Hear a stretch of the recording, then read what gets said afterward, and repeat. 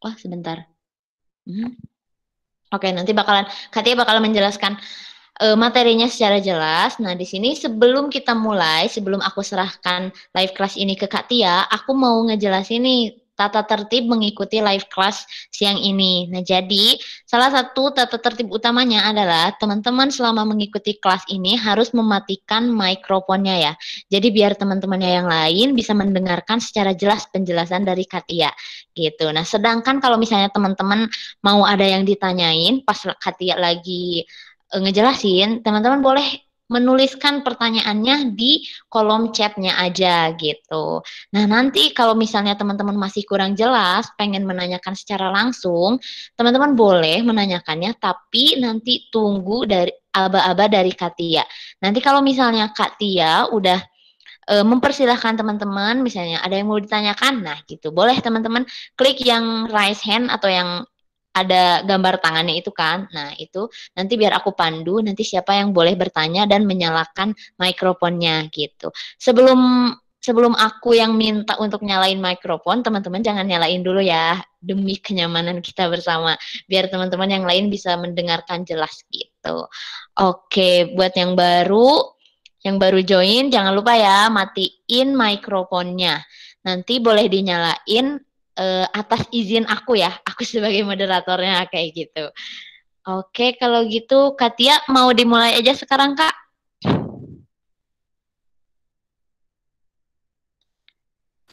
Ayo kita mulai aja. Oke, sip kalau gitu ya. Udah teman-teman, selamat memperhatikan ya. Jangan ngantuk, siapkan minumnya juga di pinggir. Kayak gitu. Oke, ya udah kalau gitu saya serahkan ya ke Katia. Selamat belajar teman-teman. Terima kasih Teteh moderator ya yang udah mengantarkan teman-teman semua kepada saya. Oke, di siang hari ini teman-teman kita akan belajar geografi tentang biosfer teman-teman. Nah, saya share dulu screen-nya sebentar. Nah, teman-teman udah bisa lihat screen-nya? Sudah, Coba boleh tuliskan di chat aja. Oke, udah kelihatan? Oke, good. Yuk, kita langsung aja. Oke, jadi materi di siang hari ini tentang biosfer, teman-teman. Nah, mungkin teman-teman udah nggak asing lagi ya sama biosfer ya. Udah pernah belajar di sekolah? Supaya lebih jelas dan lebih mantap lagi, yuk langsung aja kita bahas. Nah, biosfer itu apa sih sebenarnya? Teman-teman, biosfer itu adalah salah satu objek kajian dalam geografi, teman-teman. Oke, sebentar ya. Ada sedikit yang harus di...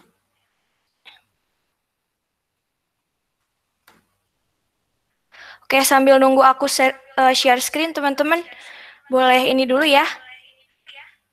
Boleh nunggu dulu. Teman-teman, kira-kira materi geografi favoritnya apa nih?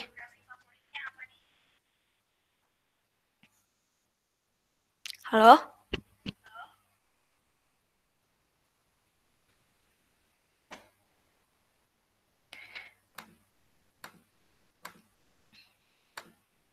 Wait.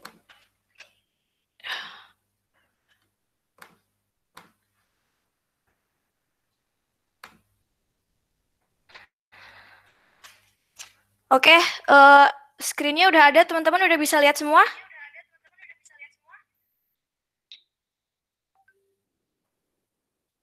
Oke, oke yuk kita langsung aja bahas tentang biosfer. Nah, apa sih sebenarnya biosfer itu, teman-teman? Nah, mungkin teman-teman udah pernah dengar ya, biosfer udah nggak asing lagi. Jadi, biosfer itu adalah lapisan makhluk hidup yang ada di permukaan bumi ya, teman-teman. Aduh, sorry. Ntar ya.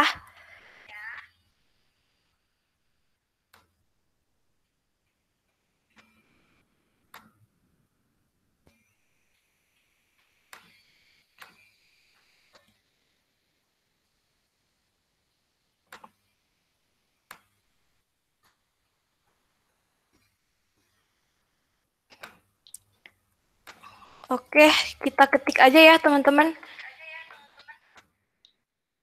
Biar bisa mempersingkat waktu. Oke, yuk. Jadi biosfer itu adalah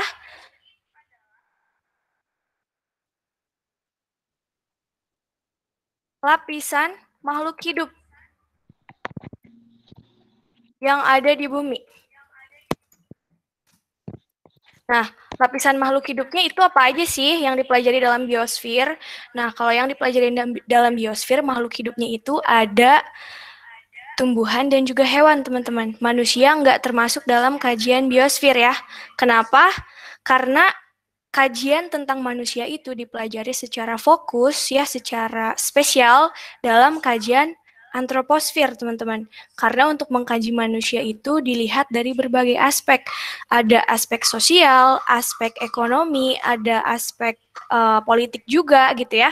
Jadi untuk manusia itu ada kajiannya tersendiri. Dan kajian yang tersendirinya itu pada kajian antroposfer.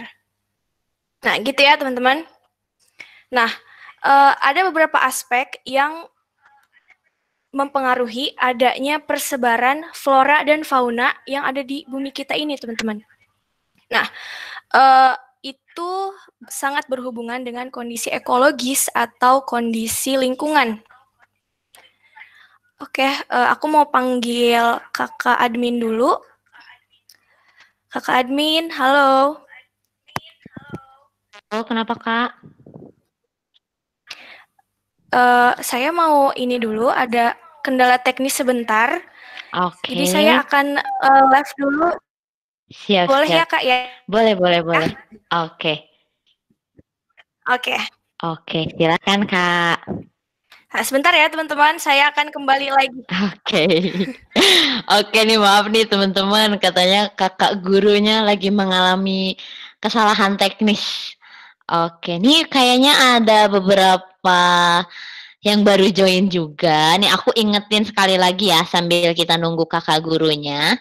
Aku ingetin lagi kalau kita di sini ada tata tertib mengikuti live kelasnya ya. Aku belum nyalain ini ya, lupa. Sebentar. Oke, sorry. Ada tata tertibnya ya. Jadi teman-teman yang ada di room ini tolong mematikan mikrofonnya ya selama kelas berlangsung. Kenapa? Biar nanti kita bisa mendengar secara jelas ya penjelasan dari kakak gurunya kayak gitu. Nah, nanti tapi bukan berarti teman-teman gak boleh bertanya secara langsung. Teman-teman boleh kok bertanya langsung, tapi nanti harus minta izin dulu ya kepada saya gitu di sini. Aku moderatornya. Nanti teman-teman boleh klik yang di bawah itu yang raise hand gitu, yang lambang tangan seperti itu. Nanti aku yang bakal mempersilahkan teman-teman kalau misalnya teman-teman mau bertanya kayak gitu. Atau kalau misalnya nggak mau bertanya secara langsung, teman-teman boleh menuliskannya di kolom chat ya, yang ada di samping kanan berarti gitu. Coba dicek dulu dong ininya, chatnya. Halo, halo, Indra. Bales dong di chatnya. Halo Dara. Iya, kenapa nih?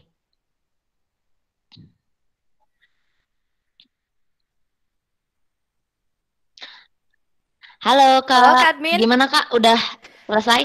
Udah bisa diatasi? Oke, sip ya udah. Alhamdulillah. Yuk kita lanjut yuk teman-teman yuk. Oke.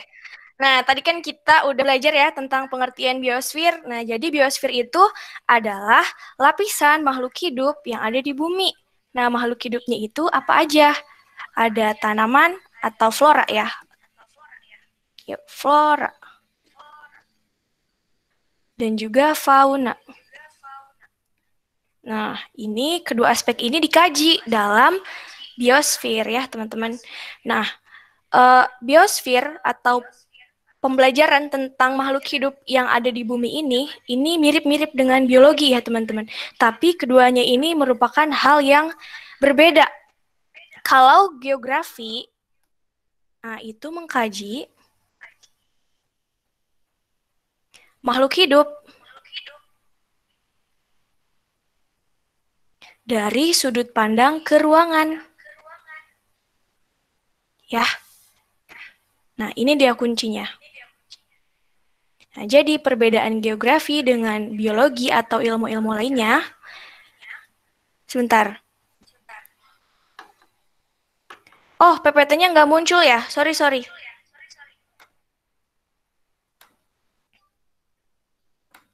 Sebentar ya, teman-teman. Maafkan aku karena ada kendala teknis di sini. Oke, udah bisa kelihatan teman-teman PPT-nya?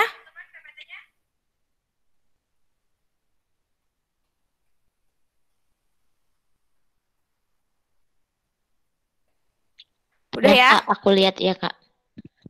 Oke.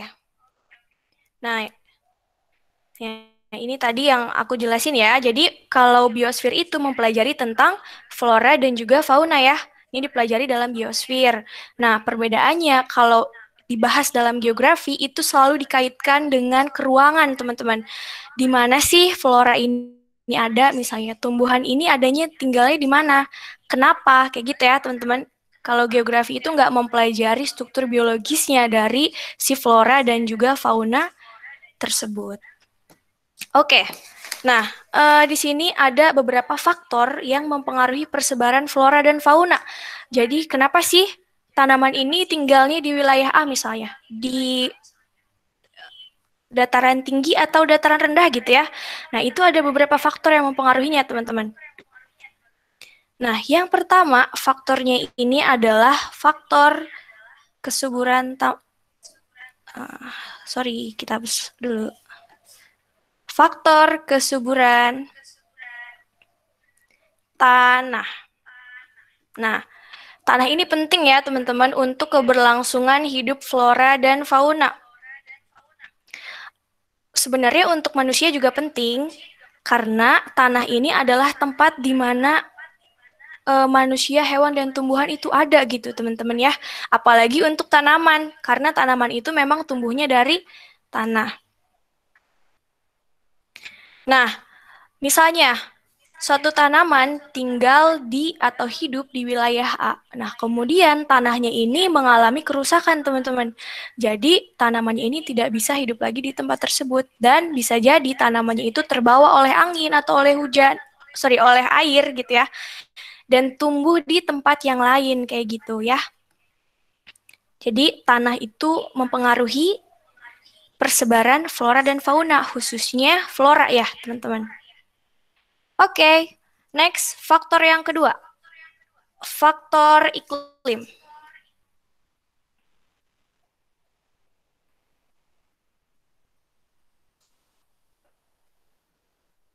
Faktor iklim. Nah, teman-teman, faktor iklim juga sangat berpengaruh ya terhadap persebaran flora dan fauna. Misalnya di Indonesia ini iklimnya tropis ya, teman-teman. Ada dua cuaca, ada dua musim, musim hujan dan juga musim kemarau. Nah, itu ada beberapa tanaman yang hidup di daerah tropis dan nggak bisa hidup di daerah-daerah subtropis gitu ya. Kemudian, yang ketiga, faktor yang berpengaruhnya itu adalah suhu udara.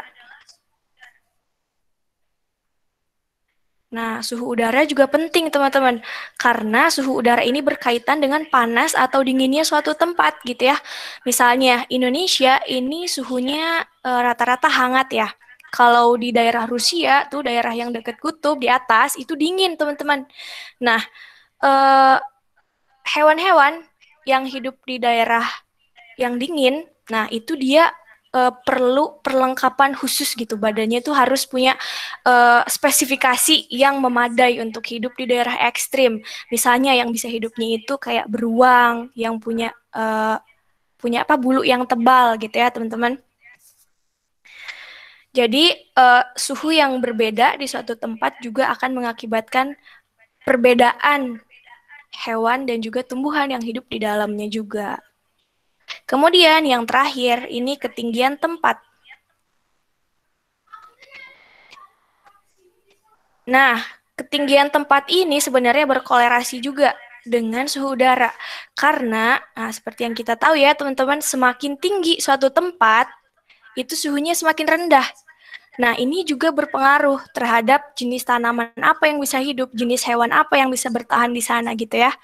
Misalnya untuk dataran yang tinggi, nah itu kan udaranya suhu udaranya rendah ya. Jadi banyaknya itu hidupnya itu kayak tanaman-tanaman seperti lumut gitu-gitu ya, teman-teman. Jadi ketinggian tempat dan suhu udara itu berkolerasi. Kayak gitu, teman-teman. Nah, untuk yang ini, faktor yang mempengaruhi persebaran flora dan fauna udah jelas ya? Atau ada yang mau ditanyain? Kalau ada yang mau ditanyain, silahkan tulis aja di kolom chat atau di raise hand. Nanti kakak moderatornya akan mempersilahkan. Ada yang mau ditanyakan dulu nggak nih? Atau udah jelas? Atau kita next aja nih?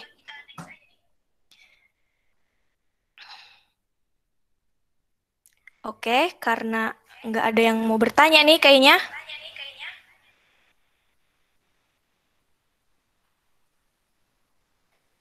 Kita langsung aja ke yang selanjutnya.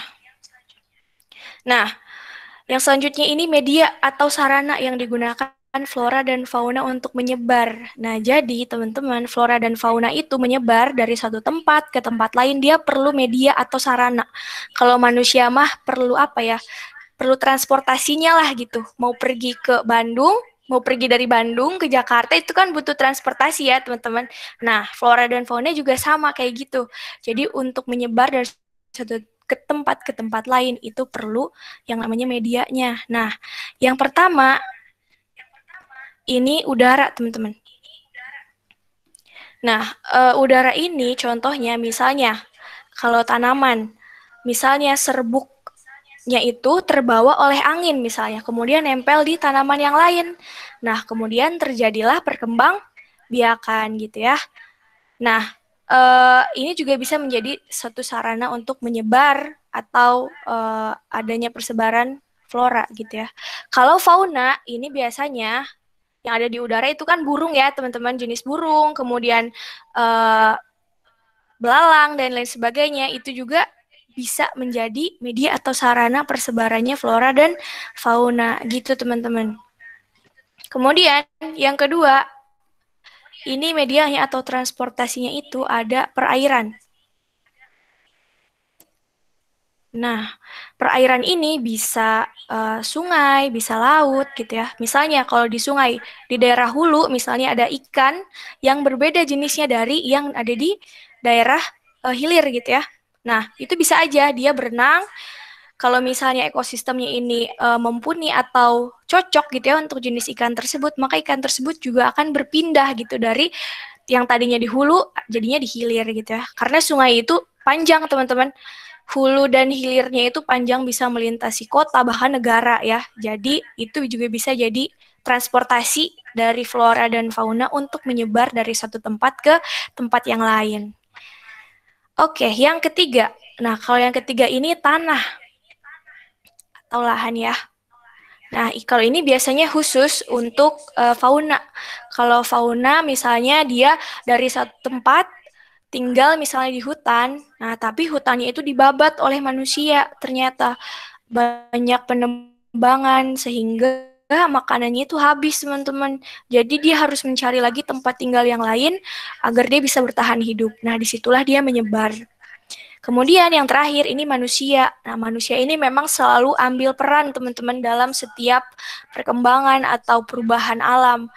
Nah, ini gambarnya manusia lagi bawa anjing lucu. Nah, ini juga bisa jadi media atau sarana yang digunakan fauna untuk menyebar. Misalnya, si Budi misalnya ya, dia bawa anjing yang memang asalnya itu dari Amerika, teman-teman. Nah, tapi dia bawa ke Indonesia. Kemudian anjing itu dikawinkan dengan anjing lokal yang ada di Indonesia. Terbentuklah atau lahirlah sebaran baru yang ada di Indonesia gitu. Gitu teman-teman ya. Nah itulah keempat media sarana transportasi flora dan fauna bisa menyebar di muka bumi ini. Gitu. Buat yang sesi ini ada yang mau ditanyain teman-teman yang tentang media dan sarana persebaran? Kalau ada, silahkan di drop ya di bagian chat. Kemudian kita lanjut.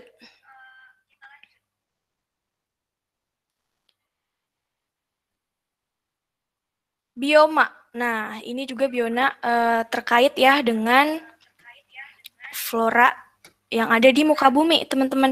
Kalau bioma itu ciri khasnya dengan flora ya, kolerasinya itu dengan tanaman.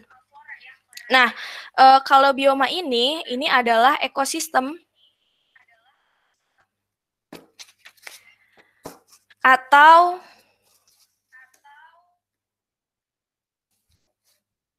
wilayah yang memiliki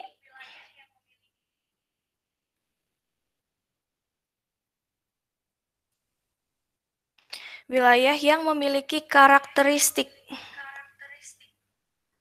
atau sifat geografis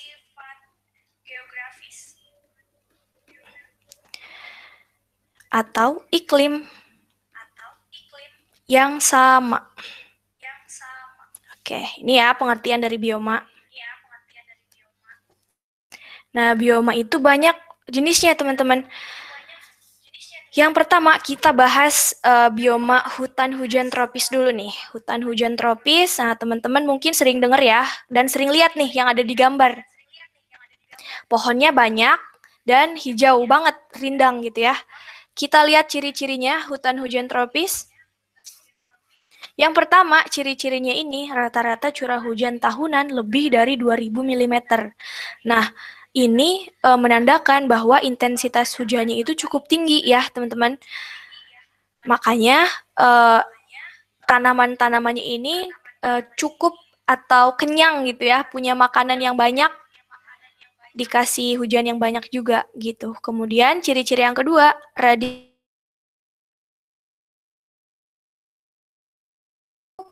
untuk pertumbuhan tanaman. Nah, jadi hutan hujan tropis ini karena memang iklimnya tropis, teman-teman, hanya ada musim hujan dan juga musim kemarau.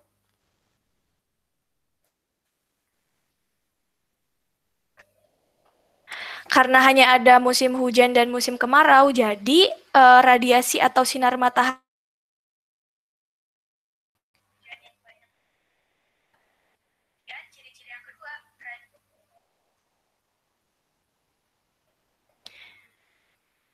Halo?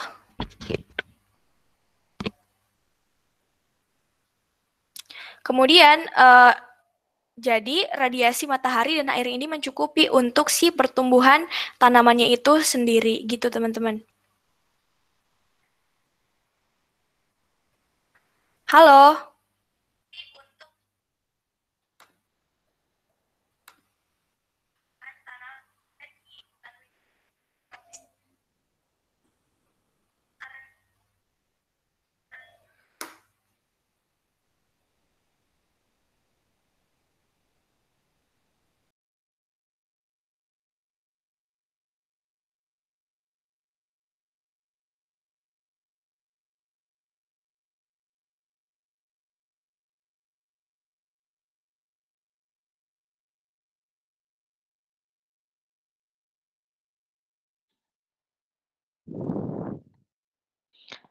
Halo Katia.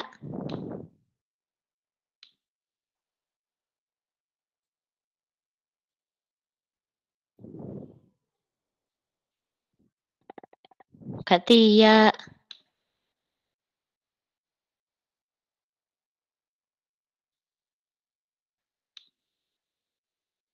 Halo Kak, tadi suaranya ada kok Kak.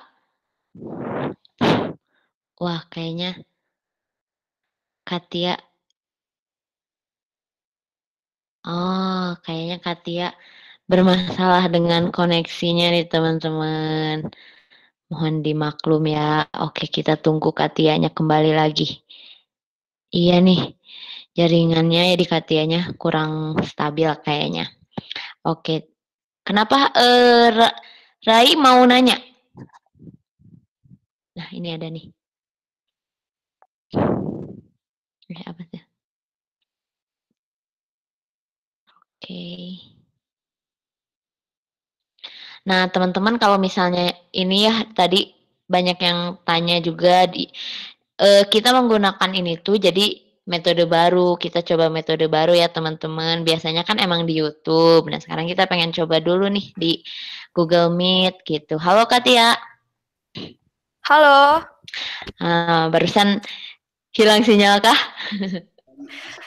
Halo teman-teman, maaf ya tadi sinyalnya hilang dulu dia. Sekarang Oke, udah sip. datang lagi. Sorry ya. Yuk kita silakan lanjut ya. dilanjut, Kak. Oke, yuk kita lanjut. Nah, tadi kita udah sampai ciri-ciri hutan hujan tropis yang kedua ya, teman-teman ya.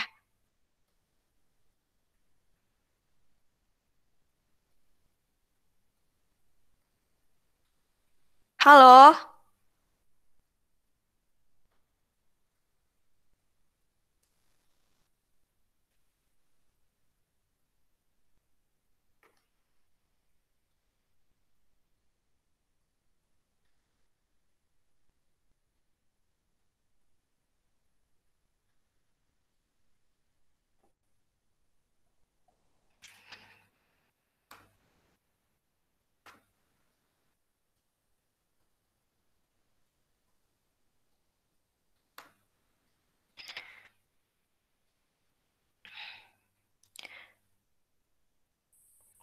Oke, bentar ya teman-teman. Terima kasih udah sangat sabar menunggu.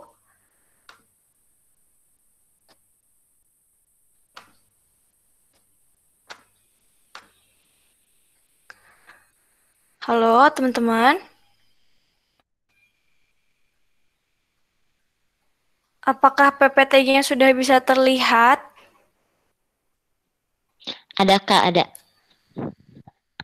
Oke, yuk kita lanjut ke ciri-ciri hutan hujan tropis yang ketiga. Nah, teman-teman, hutan hujan tropis yang ketiga ini ciri-cirinya pepohonannya ini ketinggiannya dapat mencapai 20 sampai 40 meter, teman-teman.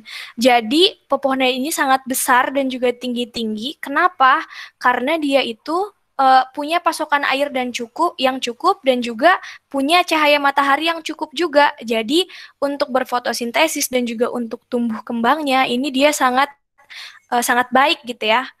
Nah, untuk bioma hutan hujan tropis ini persebarannya dia ada di Amerika Selatan, ada semenanjung Amerika Tengah, Afrika, Madagaskar, Australia, Malaysia dan Indonesia gitu ya.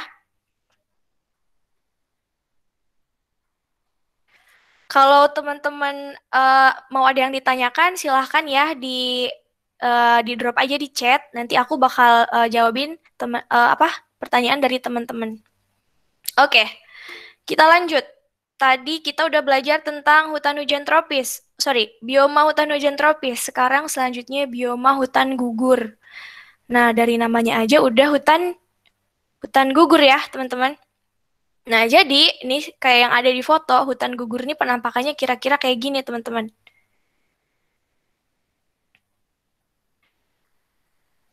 Halo, teman-teman, apakah bisa mendengar suara aku? Ada kok, Kak, suaranya. Oke. Oke, yuk kita lanjut aja ke bioma hutan gugur. Nah, kalau bioma hutan gugur ini, teman-teman, tanamannya itu nggak serapat seperti hutan hujan tropis. Nah, seperti yang ada di gambar. Ini biasanya adanya di film-film Eropa ya, teman-teman. Pemandangan yang indah dan juga romantis ya, kalau di film-film mah. Kita langsung ke ciri-cirinya. Nah, ciri-cirinya ini curah hujannya antara 750 sampai 1000 mm per tahun. Nah, ini curah hujannya lebih rendah ya daripada hutan hujan tropis. Makanya diversity-nya atau keberagamannya itu enggak sebanyak hutan hujan tropis gitu ya, teman-teman. Nah, kemudian ciri-ciri yang kedua, pohon-pohon yang terdapat pada bioma ini tidak terlalu rapat, sehingga jumlahnya tidak sebanyak hutan hujan tropis. Nah, gitu ya. Kemudian, ciri-ciri yang ketiga mengalami 4 musim, yaitu musim panas. Nah, kalau musim panas ini biasanya tanamannya itu terlihat seperti di gambar, teman-teman. Kalau musim gugur, dia itu udah mulai berjatuhan daun-daunnya ini. Kemudian, Kalau musim dingin, nah biasanya yang tersisanya itu cuma tangkainya aja, daun-daunnya udah jatuh gitu ya. Nah, kalau musim semi, daun-daunnya ini udah mulai bermekaran lagi gitu, teman-teman. Kemudian ciri yang terakhir, nah ini persebarannya ya. Persebarannya ini ada di daerah Amerika Serikat Utara, Kepulauan Inggris, Belanda, Prancis, dan sekitarnya. Nah ini persebaran ini biasanya di negara-negara dengan 4 musim teman-teman atau subtropis gitu ya. Udah jelas ya bioma hutan gugur. Kalau ada yang mau ditanyakan silahkan di chat aja. Chat sekarang juga boleh, nanti aku langsung jawab ya. Oke, selanjutnya bioma taiga. Nah, ini bioma taiga ini kenampakannya kayak yang ada di gambar, teman-teman. Ini kalau di film mah film Twilight ya. Ini banyak kita temuin di film Twilight nih kayak gini. Nah, bioma taiga ini biasanya pepohonannya ini nggak beda-beda. Maksudnya cuman ada jenis tanamannya satu gitu ya. Nah, ciri-cirinya ini yang pertama dia itu adanya di daerah subtropika dengan daerah kutub. Maksudnya ini dia wilayah itu udah deket sama daerah kutub, teman-teman. Jadi kebayang dinginnya ya. Nah, selanjutnya perbedaan antara suhu musim panas dan musim dingin cukup tinggi. Nah, maksudnya wilayahnya itu, daerahnya itu, kalau musim panas, dia itu bisa panas banget. Tapi kalau musim dingin, dia itu bisa dingin banget, teman-teman. Misalnya, contohnya di Rusia nih. Di Rusia itu, musim panasnya itu bisa mencapai 40 derajat ya. 30-40 derajat. Dan kalau musim dingin, dia itu langsung anjlok gitu turun ke bawah suhunya itu bisa sampai minus 30 derajat teman-teman. Bahkan di wilayah Siberia itu ada yang sampai minus 70 derajat teman-teman. Dan tanaman inilah satu-satunya yang survive gitu, yang bisa tahan dengan kondisi iklim seperti itu ya. Nah, kemudian selanjutnya pertumbuhan tanaman terjadi pada musim panas yang berlangsung antara 3 sampai 6 bulan. Nah, kenapa pertumbuhannya ini ada pada saat musim panas? Karena di situ ada cahaya matahari, teman-teman. Karena tanaman itu butuh cahaya matahari. Makanya pada saat musim panas dia itu eh, sedang sedang tumbuh kembangnya gitu ya. Kemudian selanjutnya ciri-cirinya itu vegetasinya nyaris seragam. Jadi ini sangat berbeda dengan hutan hujan tropis ya teman-teman. Kalau hutan hujan tropis itu vegetasinya itu beragam dari mulai yang tumbuhan merambat gitu ya, yang pendek sampai yang tinggi banget itu kalau di hutan hujan tropis ada karena cukup gitu air dan juga mataharinya. Kalau di bioma taiga ini satu aja udah untung gitu ada yang bisa hidup karena kondisi cuacanya itu sangat ekstrim teman-teman. Kemudian selanjutnya ini persebarannya ada di daerah-daerah Skandinavia, Rusia, Siberia, Alaska, dan Kanada ini. Kalau di peta itu daerahnya mojok-mojok ke atas teman-teman, udah deket sama kutub gitu ya. Oke, selanjutnya. Nah, selanjutnya ini ada bioma sabana. Nah, bioma sabana ini bentukannya persis seperti yang ada di gambar ya, teman-teman. Nah, ini adalah padang rumput yang diselingi oleh gerombolan pepohonan. Nah, jadi dari dari luasnya padang rumput itu pepohonannya bisa dihitung, teman-teman. Dia bergerombol, kemudian padang rumput lagi, kemudian bergerombol lagi, kayak gitu ya. Nah, ini juga curah hujannya, kita tambahin sini ya. Curah hujannya rendah, teman-teman. Nah, gitu ya. Ini curah hujannya rendah. Nah, bioma ini terdapat di daerah Afrika, Amerika Selatan, dan Australia. Nah, biasanya ini daerahnya itu yang memiliki suhu tinggi dan curah hujannya rendah. Gitu ya, teman-teman. Nah, ini kita bisa lihat di channel National Geographic ya, gambar-gambar kayak gini. Kemudian selanjutnya, ini ada bioma stepa, teman-teman. Nah, kalau bioma stepa ini padang rumput. Nah, padang rumput ya, teman-teman. Nah, jangan sampai stepa ini tertukar dengan sabana. Nah, Bisa bedakan ya teman-teman. Kalau stepa itu dia pure padang rumput, dia nggak ada pepohonannya. Kalau sabana itu dia masih ada pepohonannya, meskipun jarang dan bergerombol gitu ya. Nah, ini juga ciri-cirinya curah hujannya rendah teman-teman, antara 250 sampai 500 mm per tahun. Ini sebenarnya mirip-mirip dengan sabana ya, curah hujannya. Kemudian membentang mulai dari daerah tropis sampai dengan daerah beriklim sedang. Jadi wilayah tropis juga ada yang punya bioma stepa ini, kemudian yang wilayah beriklim sedang juga punya bioma stepa ini, teman-teman. Nah, penyebarannya itu ada di daerah Rusia Selatan, Asia Tengah, Amerika Selatan, dan Australia. Kemudian, selanjutnya, bioma gurun. Nah, gurun ini teman-teman cuacanya ekstrim ya, seperti kita tahu, cuacanya ekstrim, pasokan air juga sangat terbatas karena curah hujannya ini rendah teman-teman, hanya 250 mm per tahun. Nah, kemudian iklimnya ini dia kontinental, jadi mudah berubah kondisi cuacanya. Nah, jadi kalau di iklim kontinental itu yang ada bioma gurunnya, dia kondisi cuacanya itu cepat sekali berubah, teman-teman. Misalnya, siang hari, contohnya siang hari, itu suhunya 40 derajat Celcius. Kalau malam hari, suhunya 0 derajat Celcius. Nah, ini sangat jauh ya teman-teman bedanya. Dari 40 derajat ke 0 derajat, dari yang panas banget sampai dingin ya. Nah, ini sangat ekstrim perubahan cuacanya. Makanya, tanaman-tanaman yang bisa hidup di bioma gurun ini hanya beberapa tanaman yang kuat aja teman-teman. Contohnya ini ada tanaman kaktus ya.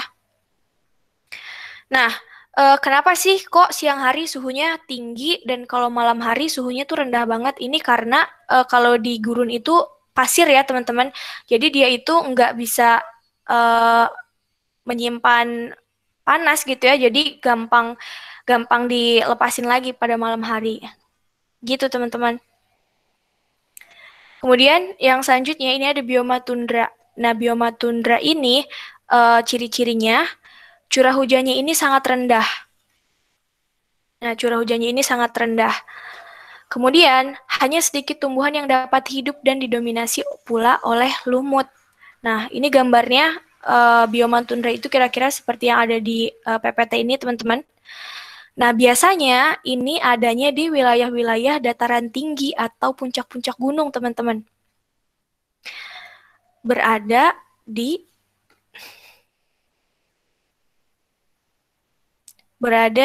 dataran tinggi ya. Nah, jadi di dataran tinggi itu teman-teman, seperti yang tadi udah aku bilang ya, kalau semakin tinggi suatu tempat, maka suhunya semakin rendah. Nah, jadi pada saat lokasinya ini tinggi, maka cahaya matahari suhunya pun semakin rendah, makanya yang tumbuh di situ tuh lumut gitu ya teman-teman. Jadi kayak seperti padang lumut gitu ya kalau terlihat secara visual. Nah, bioma ini tersebarnya di Amerika Utara, Antartika, dan puncak-puncak gunung yang tinggi dengan suhu yang rendah. Kalau di Indonesia itu biasanya ada di puncak-puncak gunung, teman-teman. Kalau teman-teman ada yang udah naik gunung nih, pasti pernah ngelihat kenampakan kayak gini yang ada di atas gunungnya. Oke, bioma tundra itu yang terakhir. Nah, selanjutnya kita akan bahas sebaran fauna, teman-teman. Tapi sebelum kita lanjut nih, ada yang mau ditanyain nggak nih, teman-teman? Biar lebih jelas nanti materi selanjutnya. Kalau ada yang mau ditanyain, boleh langsung aja di chat, teman-teman. Silahkan. Kak, ini ada beberapa yang tanya. Oke. Mau aku bacain Ya. aja pertanyaannya? Boleh, silahkan. Oke, ini yang pertama ada dari Kak Gardina. Katanya kalau hutan hujan tropis itu dipengaruhi garis khatulistiwa enggak? Ya, oke. Nice question, Gardina. Nah, kalau hutan hujan tropis itu benar dipengaruhi oleh garis ya, garis khatulistiwa. Kenapa? Karena garis khatulistiwa ini merujuk pada lokasi suatu tempat, teman-teman. Kita ke hutan hujan tropis ya, kita balik lagi. Nah, ini dia hutan hujan tropis. Nah, ini kita bayangkan sebagai garis khatulistiwa, teman-teman. Di tengah-tengahnya ini garis khatulistiwa. Nah, garis khatulistiwa ini menentukan apakah dia dapat cahaya matahari atau sinar matahari yang memadai atau enggak. Karena sinar matahari ini suatu kebutuhan bagi tanaman untuk berkembang biak, teman-teman.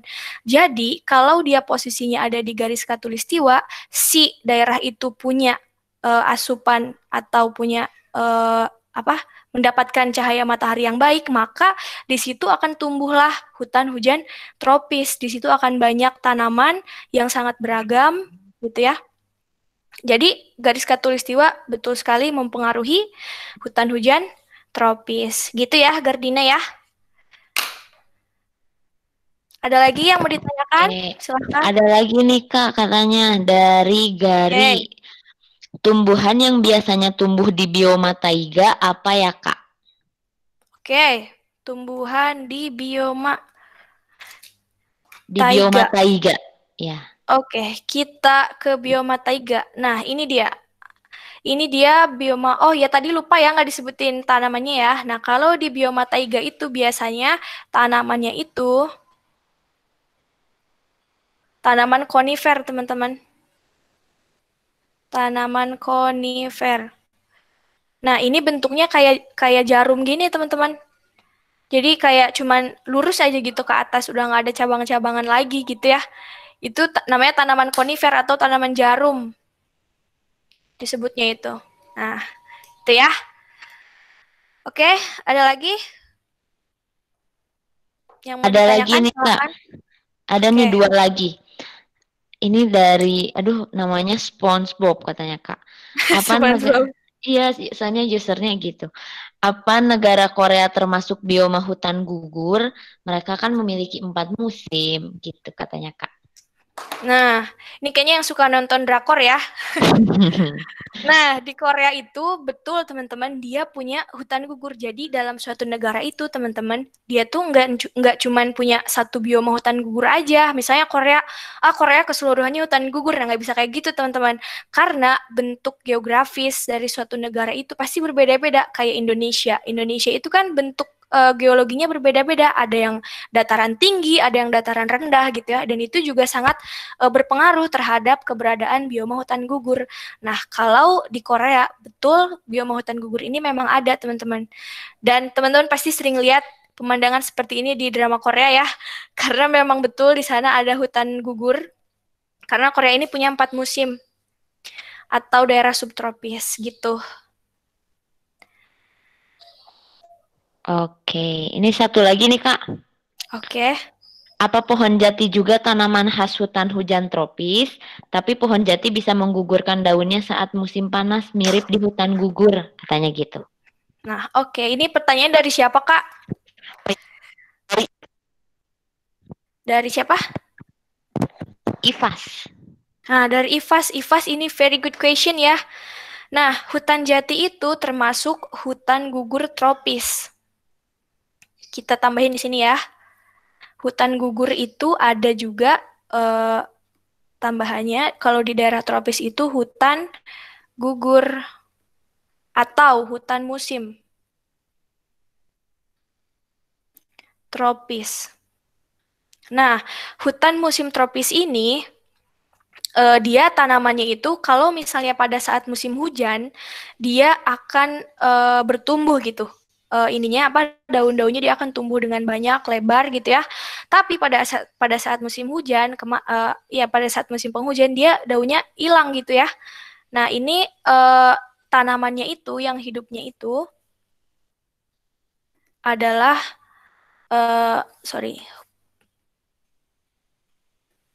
pohon jati. Yang tadi disebutkan sama Ivas ya, betul sekali. Jadi pohon jati itu termasuk juga pada hutan musim tropis ya. Jadi dia itu hutan gugurnya versi tropis lah gitu, versi Indonesia gitu ya. Oke. Oke, mau lanjut atau gimana Kak? Ini tapi ada satu lagi katanya Oke, singkat nih boleh, Kak. boleh. Boleh, Kalau langsung pohon aja.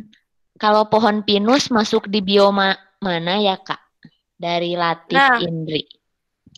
pohon pinus ini masuk juga ke hutan musim tropis. Nah, gitu ya teman-teman. Jadi hutan pinus juga masuk ke dalam eh, hutan musim tropis gitu. Karena pinus itu seperti yang kita tahu ya, dia itu sering apa ngejatohin itunya ya, ngejatohin daunnya, buahnya gitu ya, dijatohin. Sering banget dilihat kalau di hutan pinus itu terhampar banyak sekali. Nah, kalau zaman sekarang tuh sering dipungutin dan sering dibikin buket bunga tuh teman-teman. Itu ya. Ya, jadi itu termasuk ke hutan musim tropis. Gitu. Itu mungkin kakak moderator ada lagi ya yang mau ditanyakan? Oke, sejauh ini kayaknya belum ada yang nanya lagi Kak. Lanjut aja kali ya Kak. Oke, yuk kita lanjut aja. Tadi kita udah bahas tentang bioma-bioma dan sebarannya di dunia. Nah, sekarang kita akan bahas tentang faunanya nih, hewan-hewannya. Nah, jadi teman-teman, fauna yang ada di dunia ini terbagi-bagi.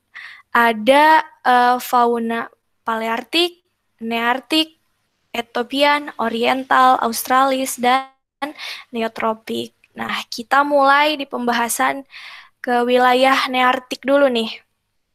Wilayah Neartik nih, yang ini ya. Nah, wilayah Neartik itu meliputi Amerika Utara dari dataran tinggi Meksiko, nih daerah sini teman-teman, sampai kawasan Kutub Utara dan Greenland, daerah sini ya. Nah, jadi Neartik itu kawasannya daerah Amerika Utara ya, benuanya ini benua Amerika Utara. Dan seperti yang kita tahu kalau daerah yang utara begini, dia itu suhunya rendah ya teman-teman, jadi dia itu iklimnya subtropis. Nah, jenis faunanya ini yang bisa hidup gitu ya, yang ada di daerah tersebut ada kambing gunung, karibon, tikus air, dan lain sebagainya gitu ya. Kemudian selanjutnya wilayah neotropik. Nah, neotropik ini dia meliputi Amerika Tengah sampai dengan Hindia Barat ya, daerah sini. Gitu ya. Ini daerah-daerah Amerika Selatan, teman-teman. Nah, jenis faunanya yang hidup itu ada armadillo, kelelawar vampir nih, ada kelelawar vampir, kemudian juga ada burung kolibri gitu ya. Kemudian selanjutnya wilayah Paleartik. Nah, kalau wilayah Paleartik ini dia adanya di daerah sini ya, teman-teman. Nah, daerah ini masuknya itu negara-negara yang adanya pegunungan Himalaya, kemudian daerah Afghanistan, Iran, dan juga Afrika bagian utara dari Gunung Sahara gitu ya. Nah, ini udah dibatasi nih segini daerah Paleartik itu. Nah, kemudian jenis faunanya itu ada landak, babi hutan, dan juga rusa kecil gitu ya. Sebenarnya ini apa hewan-hewannya itu banyak sekali teman-teman. Teman-teman nanti bisa juga lihat di share feed ya. Ini pasti akan banyak sekali wilayah namanya hewan-hewan itu banyak sekali teman-teman. Jadi kalau disebutin satu persatu ini sangat banyak. Kemudian selanjutnya wilayah Ethiopia. Nah, wilayah Ethiopia ini ada di sini di bawah. Ini daerahnya daerah Afrika Selatan, teman-teman. Yang termasuknya itu ada daerah Madagaskar dan juga pulau-pulaunya nih yang ada di sekitar-sekitar sininya ya. Itu termasuk juga ke daerah Ethiopia. Nah, jenis faunanya ini teman-teman biasanya itu gede-gede ya. Ada gajah, ada gorila, simpanse, badak, singa, kuda, zebra, dan lain sebagainya. Sekali lagi, ini list atau hewan-hewan apa aja yang hidupnya itu banyak ya teman-teman. Kalau dimasukin ke sini itu pasti nggak cukup karena itu banyak sekali. Tapi secara umum yang khasnya itu yang ini, yang ada di PPT ya, teman-teman.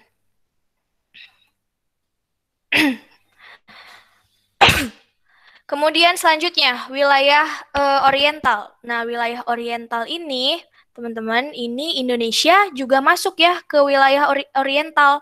Ada yang masuk ke wilayah oriental, dan juga masuk ke wilayah Australis. Ini Indonesia nih, teman-teman, kalau bisa kelihatan. Nah, ini dia nyempil di sini.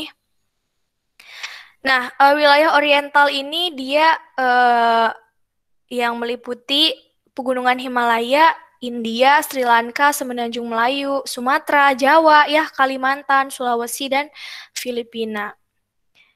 Nah, faunanya ini, yang mamalianya ini biasanya yang gede-gede, teman-teman. Kayak siamang, orangutan, gajah, badak, ya. Jadi kalau wilayah yang ada di daerah oriental ini, biasanya itu besar-besar ya, teman-teman. Hewan-hewannya itu. Kemudian wilayah Australis nih, Australis itu mencakup daerah Australia, negara Australia, kemudian daerah Selandia Baru, dan Kepulauan Samudra Pasifik nih, pulau-pulau kecil yang ada di sekitar Australia. Nah, dia ini masuk ke dalam cakupan Australis. Nah, biasanya ini yang ciri khasnya itu ada burung kasuari, burung cendrawasih, kakatua, burung kiwi dan lain sebagainya ya. Dan ini juga masuk Indonesia juga, daerah Papua, teman-teman, yang di daerah sini nih. Nah, itu dia. Dia itu ada yang masuk ke wilayah Australis, teman-teman. Jadi, kalau misalnya teman-teman jalan-jalan ke Papua, jangan kaget nanti kalau nemuin kanguru gitu ya, hewan-hewan berkantung, dan lain sebagainya. Oke, itu teman-teman, persebaran hewan-hewan atau fauna yang ada di dunia. Jadi ingat, kalau nanti ada soal-soal UTBK, yang dibaginya ini adalah Paleartik, Neartik, Neotropik, Australis, Oriental, dan Etiopian, gitu ya. Oke, sampai sini ada yang mau ditanyain, teman-teman?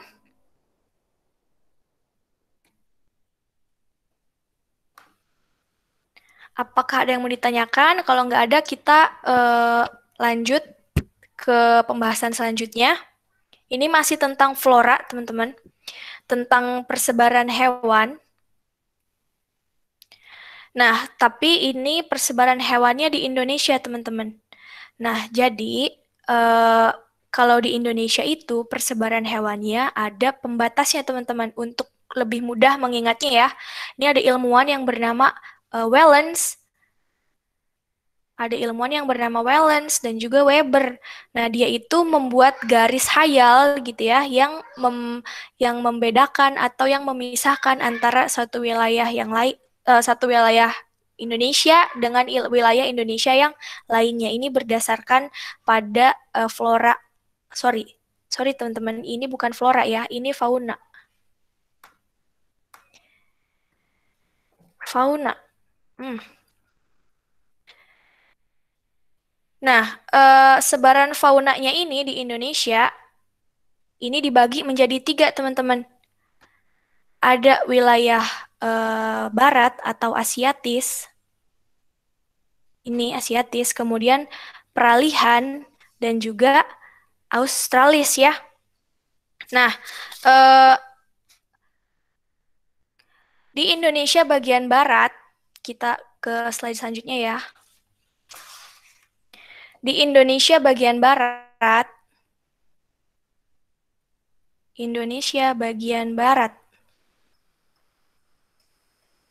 nah, dia itu masuknya ke dalam wilayah Asiatis, teman-teman. Nah, kita lihat lagi di peta. Nah, wilayah Asiatis ya, bagian barat. Nah, yang termasuknya itu daerah mana aja sih? Daerah Sumatera, daerah Kalimantan, daerah Jawa, dan juga daerah Bali ya, teman-teman. Nah, jadi ini masuk pada daerah Asiatis dan dibatasi oleh garis Wellens. Nah, di daerah Asiatis ini hewan-hewan yang hidupnya ada apa aja sih?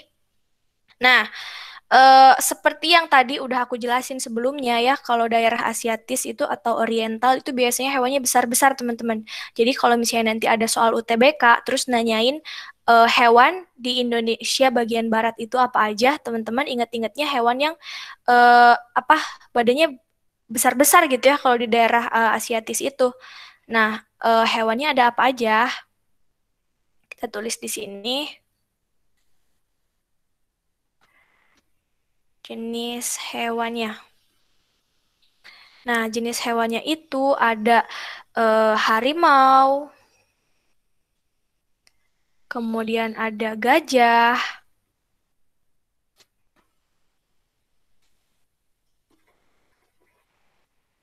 lalu ada badak, orang utan, dan lain sebagainya ya. Nah, jadi inilah hewan-hewan yang hidup di bagian Indonesia Barat atau wilayah Asiatis, itu ya teman-teman. Nah, kemudian di Indonesia bagian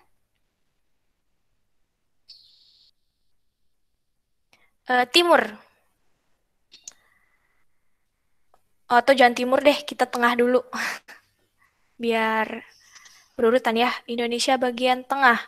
Nah, kalau Indonesia bagian tengah ini, teman-teman, dia masuknya ke zona atau wilayah peralihan. Nah, wilayah peralihan ini kita lihat lagi di peta. Nah, wilayah peralihan ini di sini, teman-teman. Nah, ini yang termasuknya ini ada di Sulawesi, kemudian Maluku, dan juga daerah Nusa Tenggara ya. Nah, jadi kalau wilayah peralihan ini dia sebelah kirinya dibatasi oleh garis Wallace dan sebelah kanannya ini dibatasi oleh garis Weber, teman-teman. Jadi dia ini diapit gitu ya. Nah, kalau fauna wilayah peralihan ini dia unik, teman-teman. Dia ini beda dan biasanya nggak dimiliki oleh daerah-daerah lain, daerah Asiatis ataupun Australis. Nah, hewannya itu apa aja yang menjadi ciri khas atau endemik Indonesia? Mungkin teman-teman udah tahu ya, ini ada komodo, kemudian ada biawak, kemudian ada apa lagi? Anoa ya, ada anoa, kemudian babi rusa, gitu ya, dan juga burung maleo. Nah, jadi hewan-hewan ini dia itu khas dan endemik yang cuman bisa ditemuin di pulau itu aja, kayak komodo misalnya teman-teman. Itu ada pulau komodo ya. Nah, jadi dia itu tanaman, hewan purba yang masih hidup dan tidak berevolusi sampai sekarang. Dan dia ini dilindungi, teman-teman, sangat dilindungi karena jumlahnya terbatas. Gitu ya. Kemudian selanjutnya Indonesia bagian barat tengah timur. Nah, bagian timur ini di ke wilayah Australis, teman-teman. Nah, kita lihat lagi di peta. Nah, ini dia daerah Australis. Kalau daerah Australis itu yang masuknya adalah Pulau Papua ya, atau Irian. Nah, sorry, yuk.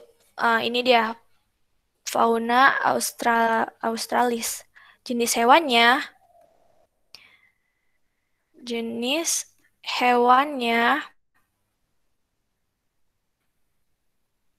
Nah, jenis hewannya ini hanya mirip-mirip teman-teman dengan daerah-daerah Australia karena memang wilayahnya juga berdekatan gitu ya teman-teman. Nah, jenis hewannya ini ada kanguru, kemudian ada rusa berkantung, kemudian ada apa lagi? Burung cendrawasih, ada juga burung kakatua. Nah, gitu ya. Jadi inilah hewan-hewan yang hidup di daerah Australis, teman-teman. Jadi dia ini mirip-mirip dengan hewan-hewan yang hidup di wilayah Australia karena wilayahnya itu berdekatan. Kita balik lagi ke yang tadi. Ini tuh pembahasannya sama dengan yang tadi. Nah, Bisa jadi si hewan-hewan yang hidup di Australia itu dia berpindah pakai transportasi, bisa perairan, bisa tanah atau lahan, dan juga bisa karena manusia. Itu ya, teman-teman. Nah, eh, untuk persebaran fauna di Indonesia, udah cukup, teman-teman? Ada yang mau ditanyakan nggak nih? Kira-kira. Apakah teman-teman sudah paham, ataukah ada lagi yang ingin ditanyakan? Silahkan, teman-teman. Kalau mau bertanya. Kakak moderator, apakah ada yang bertanya, Kak? Sejauh ini sepi nih Kak di chatnya. Ayo teman-teman ada yang mau ditanyain nggak? Atau mungkin mau bertanya secara langsung gitu? Boleh di ini Oke, raise yuk hand. jangan malu-malu, teman-teman. Silahkan raise hand. Ya biar nggak ngantuk. Ya jam rawan soalnya nih. Oke, kalau gitu kita lanjut aja ya ke pembahasan Ini nih selanjutnya. Kak. Ada yang tanya. Kak, terkadang dua wilayah ada kesamaan jenis faunanya. Itu gimana Kak? Katanya gitu. Dua wilayah ada kesamaan jenis fauna. Iya, Pertanyaannya dari siapa nih, Kak? dari Kak Gardina lagi. Kak Gardina. Wah, Gardina ini stay fokus ya, Kak Gardina. Nah, memang benar kalau kedua wilayah itu memang ada jenis fauna yang sama ya. Karena contohnya aja nih, daerah bagian timur Papua, teman-teman. Daerah timur Papua, sorry, maksudnya daerah timur Indonesia, yaitu Papua. Nah, dia kan hewan-hewannya ini sama gitu ya, mirip dengan daerah Australis. Kenapa sih bisa mirip? Nah, ini balik lagi teman-teman ke yang ini. Karena hewan ini dia bisa bermigrasi dari satu tempat ke tempat lain. Nah, migrasinya itu pakai apa? Nah, bisa melalui jalan darat gitu ya, atau perairan kalau misalnya hewan itu tinggal di air, atau bisa juga karena manusia. Kalau misalnya tanah atau lahan, ini teman-teman kayak yang tadi udah aku jelasin ya, ini tuh bisa jadi karena si hewan tersebut di wilayah A misalnya, dia kehabisan stok makanan nih. Udah kehabisan stok makanan, kemudian dia lari nih nyari stok makanan yang baru. Nah, kemudian dia misalnya datanglah ke eh, daerah Papua itu. Nah, jadi kan itu dua wilayah yang berbeda, Australia dan Papua, tapi jenis jenis hewannya itu sama. Gitu, teman-teman. Tapi biasanya kalau yang jenis hewannya sama itu dia biasanya wilayahnya itu memang berdekatan secara geografis kayak gitu. Itu, teman-teman. Itu ya dari Gardina ya. Mangga teman-teman, kalau ada lagi yang mau ditanyakan silahkan. Very welcome untuk bertanya. Kalau nggak ada kita lanjut aja ya. Nanti kalau ada yang ditanyain lagi silahkan di drop di chat atau nanti sama kakak admin uh, yang kolektifin. Oke, ini pembahasannya yang tadi teman-teman. Ini versi yang lebih lengkapnya mungkin ya. Nah, ini Indonesia Barat.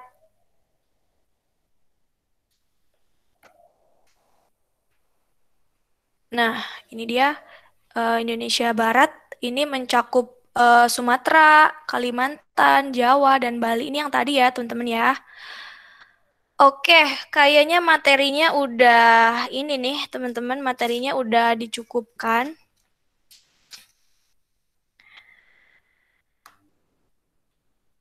Kita ke pembahasan soal aja ya, teman-teman. Gimana?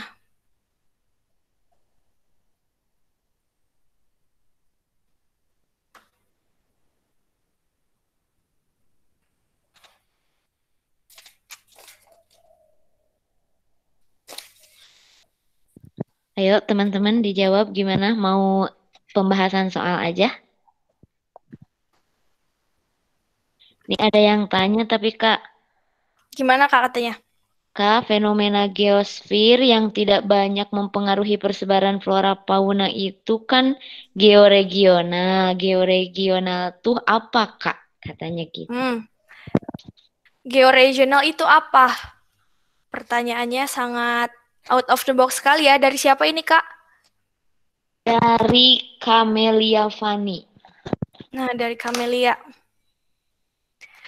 Nah, jadi geografi regional itu adalah pembahasan tentang region, teman-teman. Jadi region itu kan wilayah. Kita tulis di sini ya. Geografi regional. Nah, kalau di Indonesia ini biasanya geografi regional Indonesia atau GRI itu ya.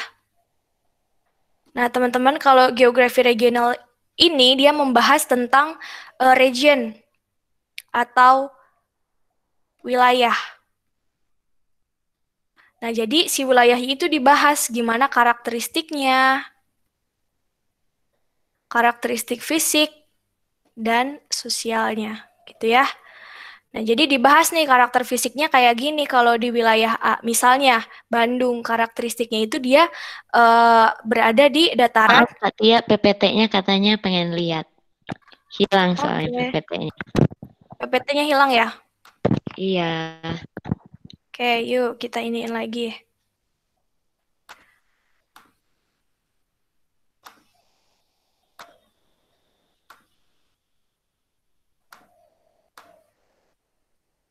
Ini ya, udah bisa lihat kah teman-teman?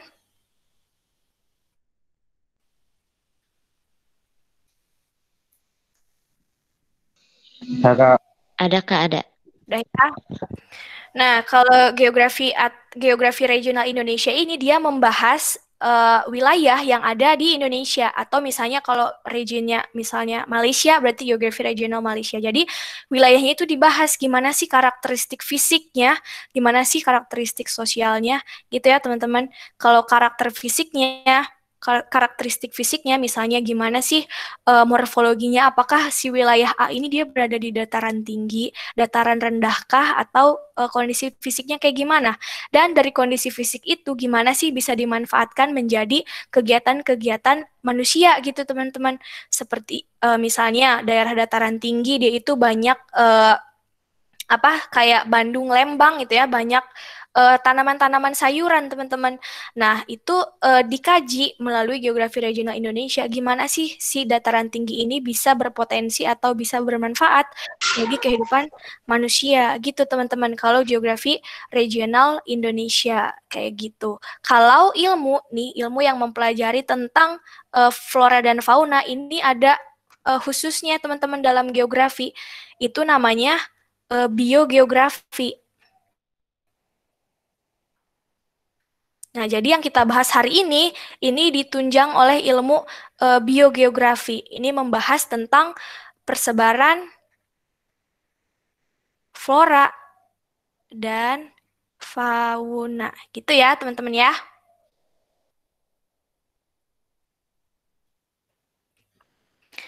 Oke, pembahasan materinya udah cukup, teman-teman. Tapi kalau misalnya teman-teman mau bertanya lagi, silahkan teman-teman sangat very welcome buat teman-teman bertanya ya.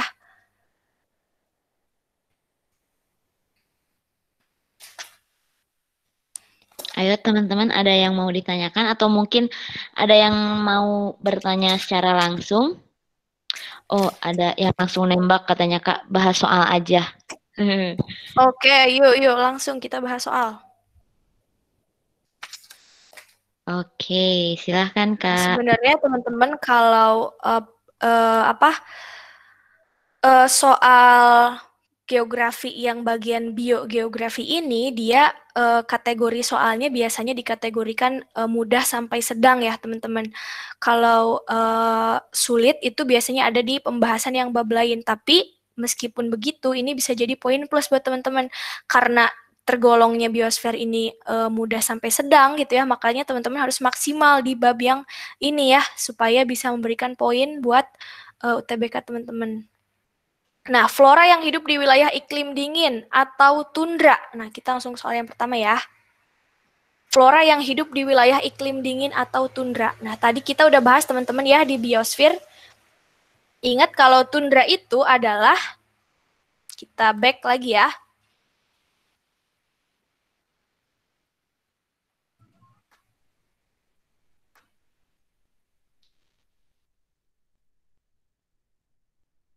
Nah, ini dia.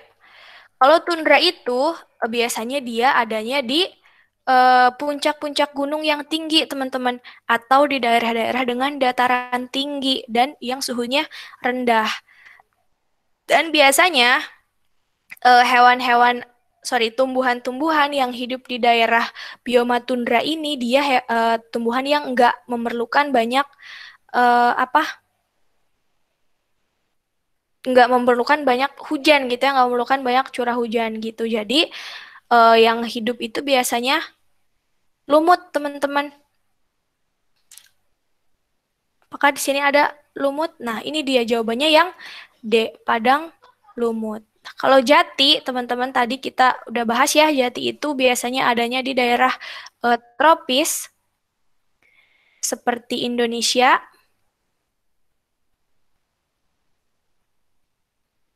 Nah, daerah tropis seperti Indonesia dan masuknya ini hutan musim ya, hutan musim. Jadi kalau musim musim kemarau dia itu lebat daunnya, kalau musim hujan dia berguguran kayak gitu, teman-teman. Oke, kemudian kalau kaktus nih, kaktus yang B. Kalau kaktus ini hidupnya di bioma gurun ya, teman-teman. Kalau rumput, nah rumput ini apa? Apakah sabana ataukah stepa, teman-teman?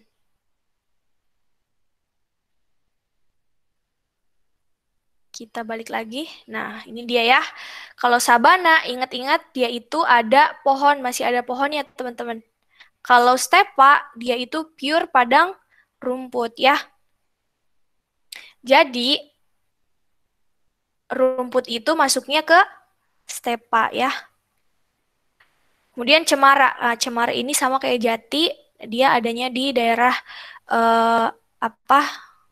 di bioma hutan musim.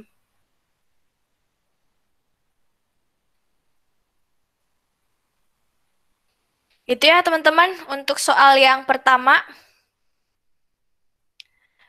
Kemudian soal yang kedua. Kelompok hewan-hewan Australis terdapat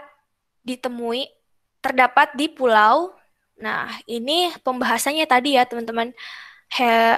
Di Indonesia itu dibagi ke dalam 3 wilayah. Ada wilayah oriental, kemudian ada wilayah peralihan, dan ada wilayah Australis. Kalau yang di wilayah Australis, dia itu berdekatan dengan Australia gitu ya. Jadi hewan-hewannya itu similar, mirip gitu ya dengan daerah-daerah yang ada di Australia. Nah, ini hewan-hewan Australis itu dia adanya di Pulau Papua ya, teman-teman, karena Papua itu yang paling dekat dengan Australia. Nah, kalau di Jawa itu dia masuknya oriental, teman-teman. Oriental. Kemudian kalau yang di Kalimantan, dia juga sama masuknya oriental. Kalau Sumatera sama dia juga oriental. Papua, Australis. Dan kalau Sulawesi, nah ini daerah peralihan. Nah, itu ya teman-teman ya. Kita lanjut lagi. Pertanyaan nomor 3. Fauna yang hidup di antara garis Wallace dan garis Weber terdapat di pulau. Nah, ini sebenarnya mirip dengan yang tadi ya, teman-teman. Kita lihat gambarnya. Ini dia fauna daerah barat, dia itu yang termasuknya adalah Pulau Sumatera, Pulau Kalimantan, dan Pulau Jawa, Bali. Kemudian Indonesia Tengah, ini Sulawesi, Nusa Tenggara. Kalau Indonesia Timur, ini ada Papua. Kita lihat lagi soalnya. Kalau yang hidup di antara garis Wallace dan garis Weber. Nah, ini pertanyaannya kayaknya ada miss ya, teman-teman ya. Ini harusnya nama faunanya, tapi nggak apa-apa. Kita lihat aja di pulau, kalau garis Wallace dan Weber itu adanya di pulau apa sih? Nah, ini ya, teman-teman. Nah, ini garis Wallace-nya ada di sini.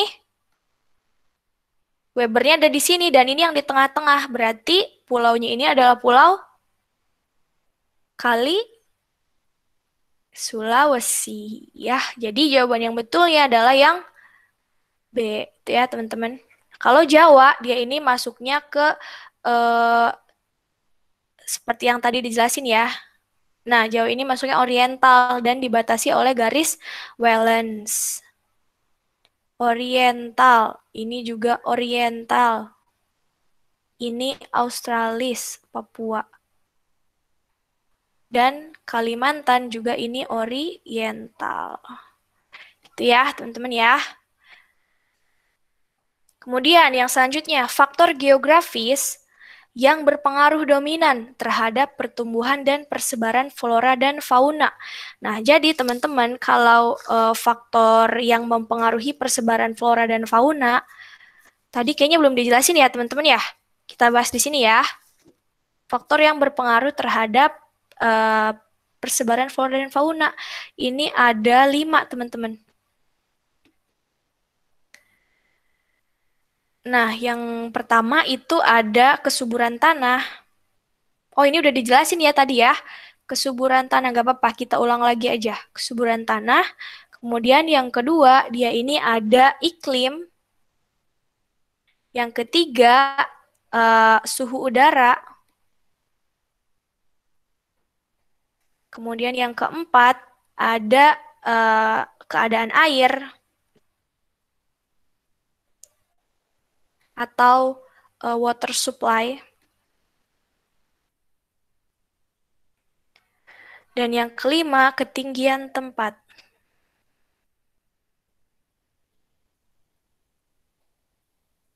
Nah, untuk yang ini, faktor geografis yang berpengaruh dominan.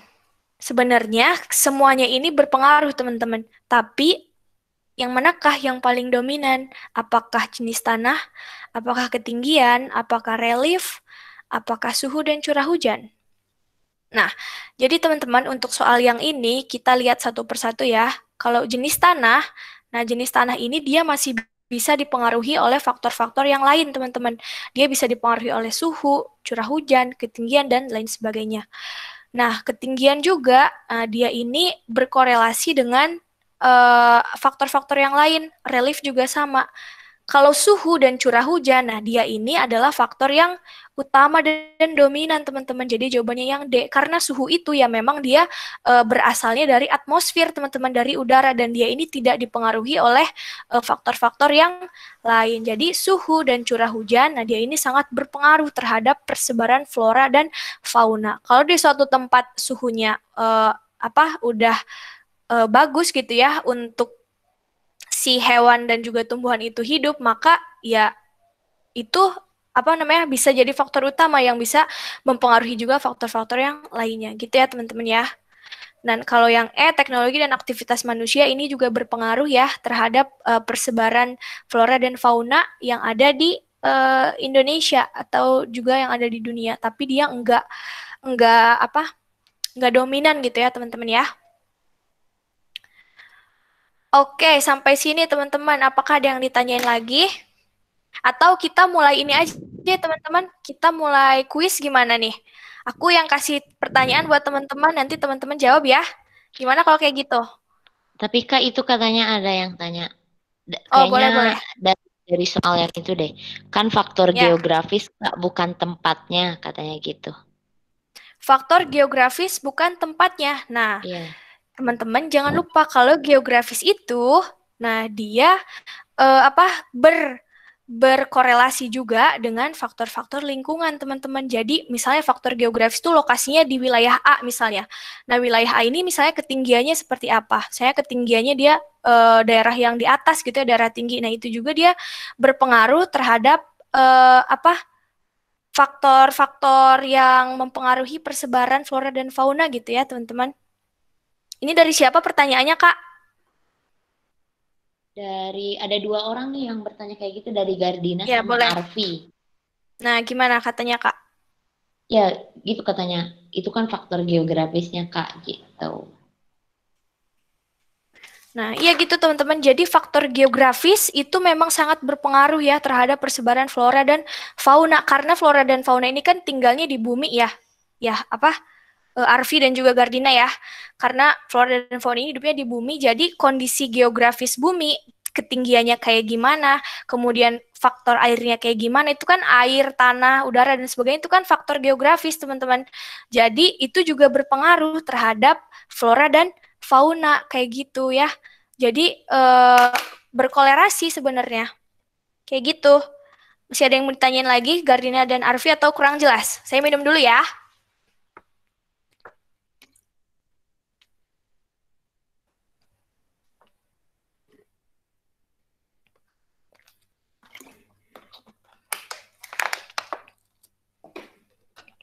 Nah, gimana nih? Gardina dan Arvi, apakah masih kurang jelas? Atau kurang jelasnya di bagian mananya? Biar bisa di point out lagi. Ini juga dari Aziz, ini katanya, mungkin maksudnya kalau geografis harusnya jawabannya jenis tanah dong.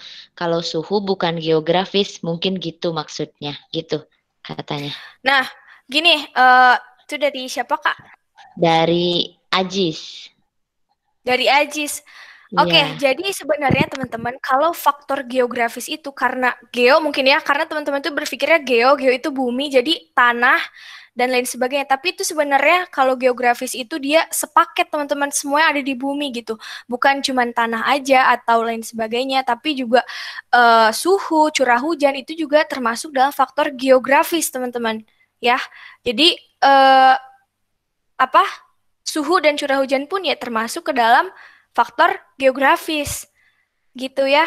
Terima kasih Aziz ya buat penjelasannya. Masih kurang jelas lagi Garda dan Arfi? Ayo, Jadi gimana tuh?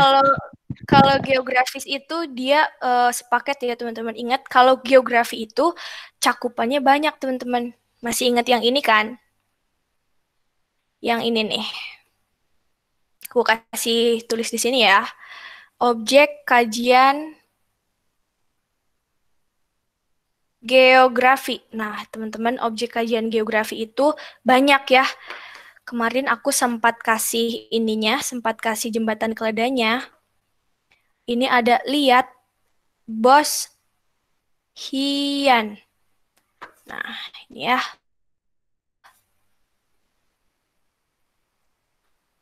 Li-nya ini litosfer. Keduanya ini atnya ini ada atmosfer. Bosnya ini biosfer. Hi-nya ini hidrosfer.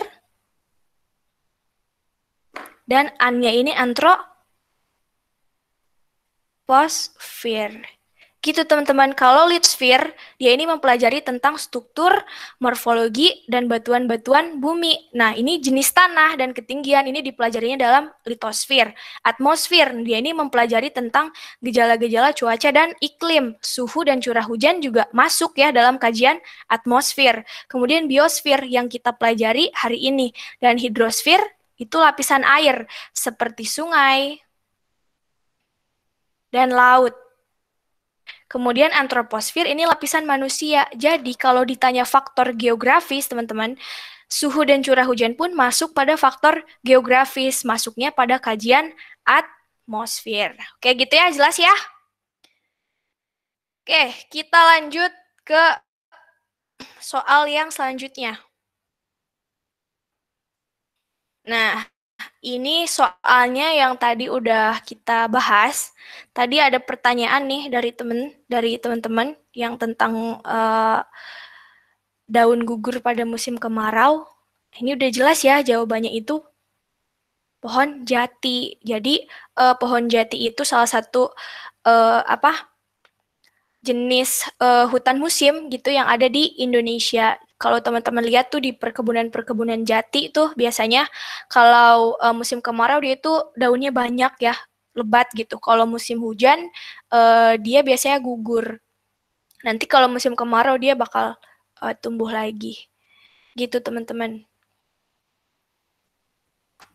Nah, kalau cemara, dia biasanya tumbuhnya itu di daerah dataran tinggi, teman-teman. Teman-teman nggak akan menemukan cemara di daerah pesisir pantai ya, karena memang dia itu spesifikasinya di daerah-daerah yang datarannya tinggi, misalnya kayak Bandung gitu ya.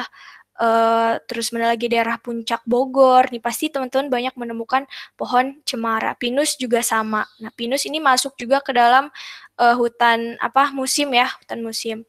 Nah, kalau mahoni dia ini banyaknya di daerah eh, oriental, teman-teman, daerah Indonesia Barat, gitu ya. Kalau pohon beringin, nah dia ini bisa hidup di wilayah-wilayah yang dengan ketinggian rendah, gitu ya. Oke, teman-teman, soal yang kali ini udah cukup jelas. Gimana nih, teman-teman? Ada yang mau ditanyain lagi nggak? Sebelum kita lanjut lagi ke soal yang lainnya.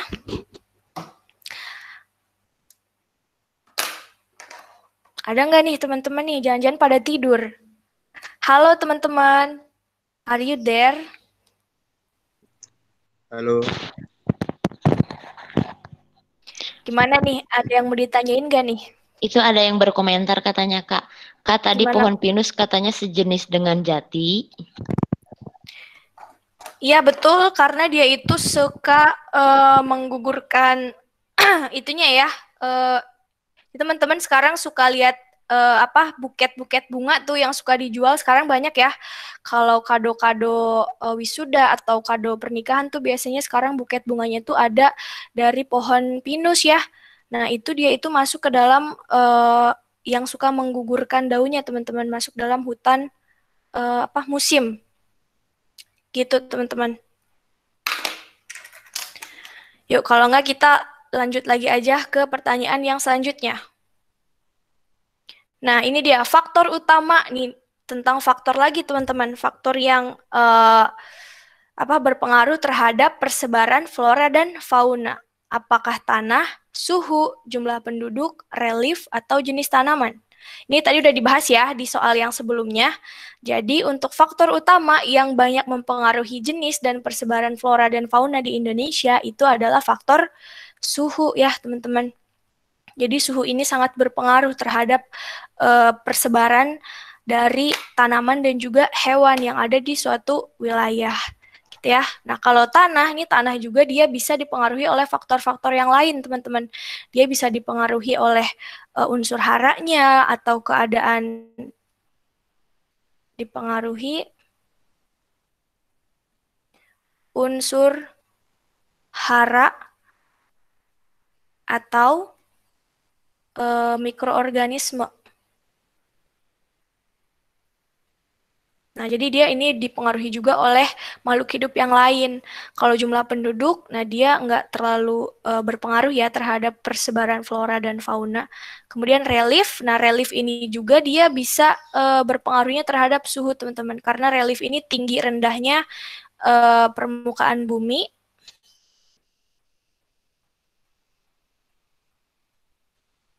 Tinggi rendahnya permukaan bumi. Jadi kalau dia wilayahnya itu di wilayah yang tinggi dan suhunya itu biasanya kalau daerahnya tinggi, suhunya rendah. Jadi tanaman-tanaman apa yang bisa hidup di wilayah yang suhunya rendah gitu ya. Jadi relief juga berkorelasi dengan suhu kayak gitu.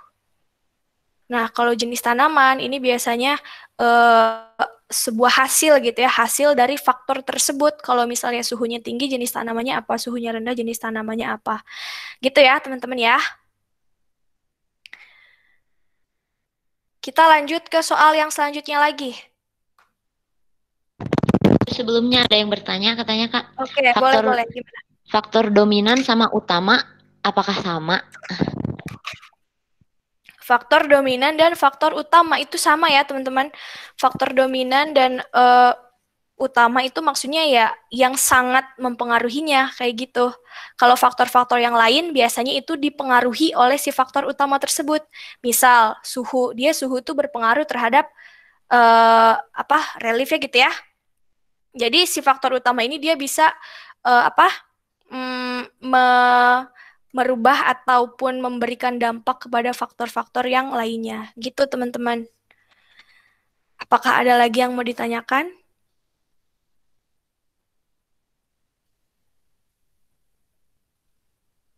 Kalau nggak ada, yuk kita lanjut lagi.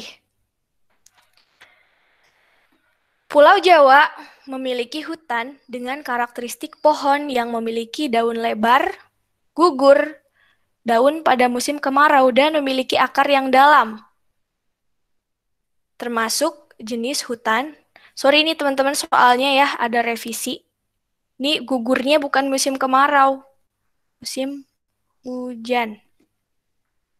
Nah, ini masuknya ke dalam jenis hutan musim tropis. Yang C ya, teman-teman. Tadi kita udah bahas tentang hutan musim tropis ini. Ini tuh kayak hutan gugur ya. Hutan apa? Kalau di subtropis itu hutan gugur ya. Oke, itu teman-teman. Nah, mangrove nih, mangrove. Tadi kita belum ada sempat bahas mangrove ya, teman-teman. Kalau mangrove ini dia adanya di wilayah pesisir pantai. Nah, mangrove ini banyak sekali ditemui di Indonesia. Kenapa? Karena Indonesia itu adalah negara kepulauan ya, jadi banyak pantainya, banyak wilayah perairannya, makanya di situ banyak mangrove-nya juga, teman-teman. Nah, si mangrove ini dia punya fungsi. Nah, fungsinya ini untuk menahan abrasi. Ya, jadi kalau ada mangrove tuh di pantainya atau di pinggir lautnya, nah biasanya ekosistem-ekosistem yang di wilayah pesisirnya itu dia aman ya karena ada si mangrove ini yang bisa melindungi ekosistem di daerah pesisir tersebut. Nah, gitu teman-teman. Jadi yang ini jawabannya yang C ya, hutan musim tropis. Oke, kita lanjut ke soal yang selanjutnya. Penyebab terjadinya vegetasi savana nih, savana di Nusa Tenggara Timur. Tadi savana, sabana ya, ini bukan savana teman-teman. Nah, jadi di Nusa Tenggara Timur itu ada vegetasi sabana. Nah, kenapa sih si sabana ini ada di daerah Nusa Tenggara Timur? Apakah musimnya tidak beraturan? Ini Nusa Tenggara Timur ini masuknya wilayah Indonesia ya teman-teman. Jadi musimnya ini musim kemarau dan musim hujan. Jadi cukup beraturan. Kalau misalnya kita bisa sebut, dia itu musimnya cukup beraturan. Kemudian suhu udaranya terlalu tinggi. Nah, mungkin tinggi aja ya, nggak terlalu tinggi. Jadi jawabannya bukan B. Kemudian intensitas penyinarannya tinggi. Nah, ini bisa dijadikan sebagai suatu faktor yang mempengaruhi adanya vegetasi savana, tapi dia ini bukan bukan suatu faktor yang begitu penting gitu, teman-teman. Nah, dan yang option selanjutnya, curah hujan tahunan rendah. Nah, jawabannya yang D ya, teman-teman. Jadi karena curah hujan tahunannya itu rendah, maka si tanaman-tanamannya itu dia nggak punya cukup banyak asupan air ya. Makanya yang bisa hidupnya itu hanya tumbuhan-tumbuhan yang hidup seperti rerumputan dan juga pohon-pohon tertentu saja. Gitu, teman-teman.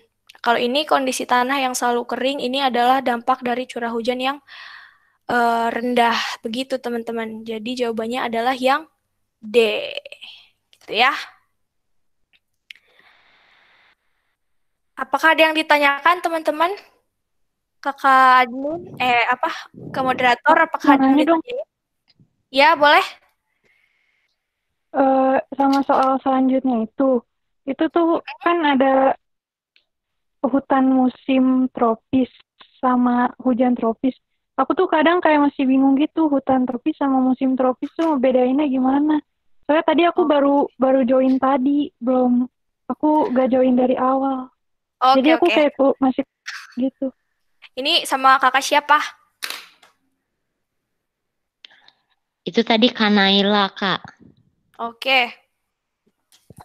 Gini Kak Naila ya, kalau sebelumnya welcome to live class geografi ya. Jangan khawatir meskipun ketinggalan akan aku jelasin lagi buat Kak Naila dan biar teman-teman yang lain juga lebih jelas lagi.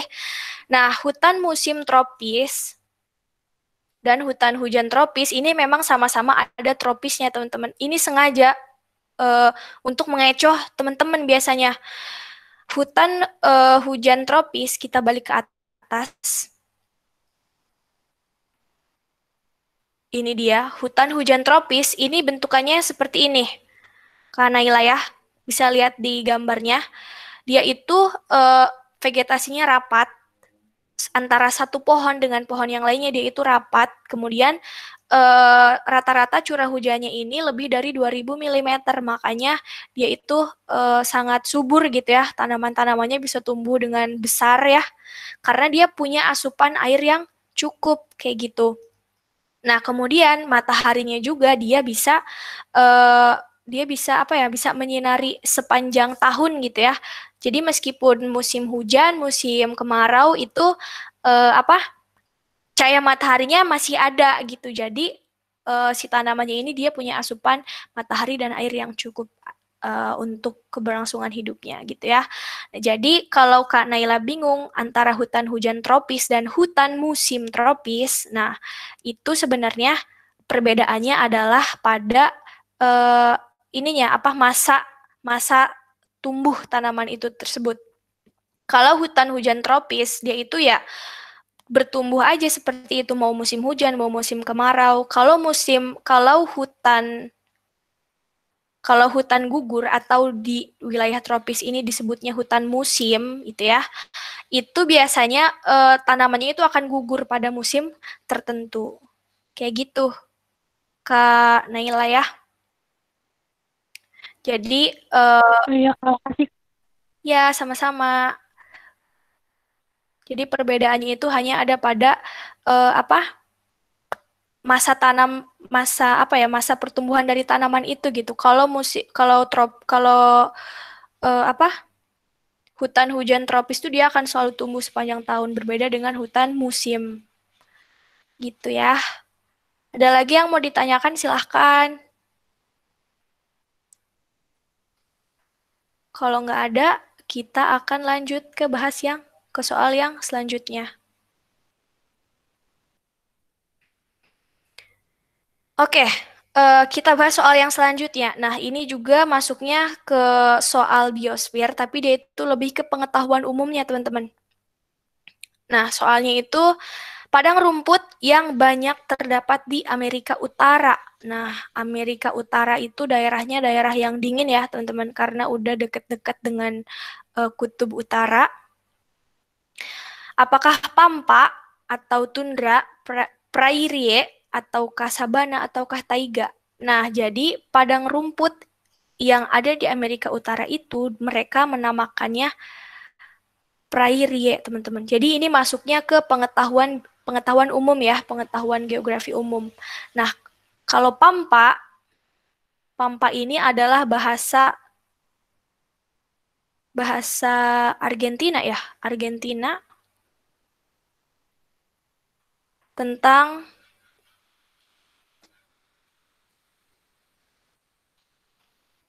Nah, dia ini menyebut dataran rendah. Nah, jadi dataran rendah yang ada di Argentina itu mereka menyebutnya pampa ya. Kemudian tundra. Nah, kalau tundra ini, kita balik lagi yuk ke atas. Bioma tundra, nah ini adalah daerah yang didominasi oleh tumbuhan lumut ya teman-teman. Ya, biasanya ini adanya di puncak-puncak gunung yang tinggi dengan suhu yang rendah. Nah, ini adalah padang lumut di wilayah dataran tinggi. Itu ya, teman-teman. Kemudian prairie. Nah, kalau prairie ini adalah padang rumput. Padang rumput di wilayah Amerika Utara. Amerika Utara tuh kayak Amerika Serikat atau Kanada ya. Kemudian sabana. Nah, sabana ini adalah padang rumput juga yang diselingi pepohonan besar. Nah, harus ketukur ya teman-teman sabana dengan stepa. Kalau stepa itu padang rumput aja pure. Kalau taiga ini adalah bioma di wilayah dekat dengan kutub. Nah, biasanya yang tumbuhnya ini adalah hutan konifer. Jadi tanaman-tanaman yang berbentuk jarum ya teman-teman. Nah, itu dia teman-teman. Jawabannya adalah yang C. Oke, teman-teman udah habis. Silahkan teman-teman kalau ada yang mau bertanya, bertanya aja supaya bisa lebih jelas lagi tentang pembahasan biosfer ini. Itu ada yang bertanya, Kak. Di Ya, Indonesia bioma tundra di mana aja, Kak? Nah, oke. Dari siapa ini, Kak? Dari Latif. Oke, Latif, good question. Kalau di Indonesia, tundra itu biasanya adanya di puncak-puncak gunung yang tinggi, teman-teman. Misalnya, gunung apa tuh yang tinggi? Jaya ya. Nah, biasanya itu di daerah atasnya dia ada padang lumutnya. Gambarnya tuh seperti ini nih. Kita balik lagi ke yang tadi. Di manakah dia? Sebentar. Nah, ini ya, ini bentuknya kayak gini dia itu. Jadi, sejauh mata memandang gitu ya, nggak ada tanaman-tanaman yang tinggi. Adanya itu yang di bawah-bawah kayak gini. Gitu ya, ini biasanya adanya di pegunungan-pegunungan yang tinggi. Di Indonesia itu biasanya adanya di puncak gunung yang tinggi, teman-teman. Kayak di daerah, Jayawijaya gitu ya. Gitu, teman-teman. Kalau di daerah dataran Indonesia sih nggak ada ya. Kalau tundra itu adanya memang di wilayah-wilayah yang tinggi, yang elevasinya tinggi. Nah, gitu, Kalatif. Ada lagi yang mau ditanyakan? Kalau bedanya tundra sama prairie itu apa, Kak? Nah, kalau tundra ini dia padang lumut. Kalau prairie dia itu adalah padang rumput sama dengan stepa. Nah, sebenarnya stepa dan prairie itu sama, cuman prairie itu adalah apa ya? Penyebutannya gitu. Bahasa bahasa sananya. Itu namanya prairie gitu.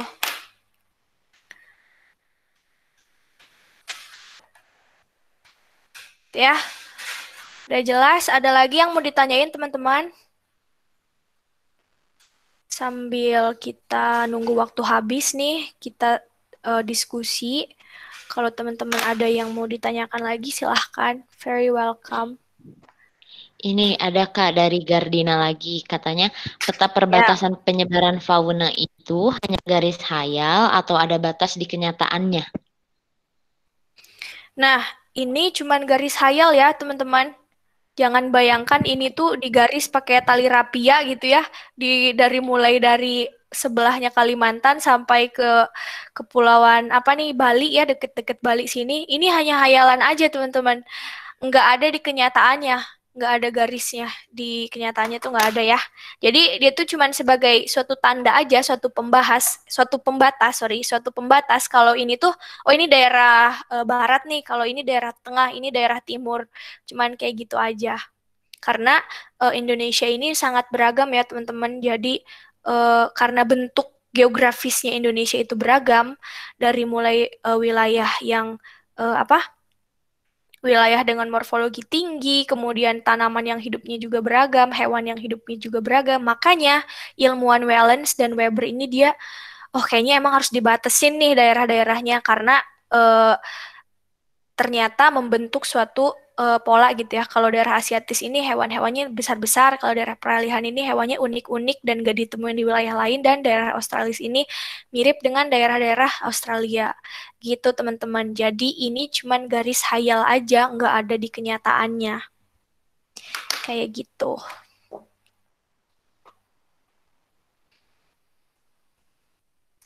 Itu mungkin kakak moderator. Terus ini ada yang nanya lagi katanya Kak, kenapa dikasih nama garis Wallace dan Weber? Nah, garis Wallace dan Weber itu sebenarnya dia berasal dari ilmuannya, nama ilmuannya. Nama ilmuannya itu Wallace dan juga Weber. Dia ada nama depannya juga. Dan Weber juga dia punya nama depan, cuman aku takut salah ya karena agak lupa gitu nama depannya. Tapi memang ini berdasarkan nama dari ilmuannya, gitu teman-teman. Oke, terus ini kayaknya ini udah sempat dijelasin juga ya Kak, tapi ada yang nanya lagi. Cara membedakan flora dan fauna di tiga tipe bagaimana Kak? Misalnya tubuhnya dan atau bagaimana? Nah, kalau kalau fauna dia itu bisa dibedakannya dari ini teman-teman, dari besar badannya ya. Jadi nih kayak di sini nih fauna fauna bagian barat Asiatis. Nah, kita bisa lihat nih harimau, gajah, badak, orangutan dia tuh badannya gede-gede ya, teman-teman. Gede-gede. Dan kalau misalnya di bagian tengah dia itu ciri khasnya itu apa? Nggak bisa ditemuin di wilayah-wilayah lain. Komodo, biawak, anoa, babi rusa. Itu nggak bisa ditemuin di wilayah-wilayah lain. Kalau timur, nah dia itu ngingetnya gampang aja teman-teman. Kalau timur itu dia mirip dengan hewan-hewan Australia kayak kanguru, kemudian burung cendrawasih, burung kakatua, gitu ya yang ngebedainnya. Kalau yang flora teman-teman bisa lihat di biomanya yang ada.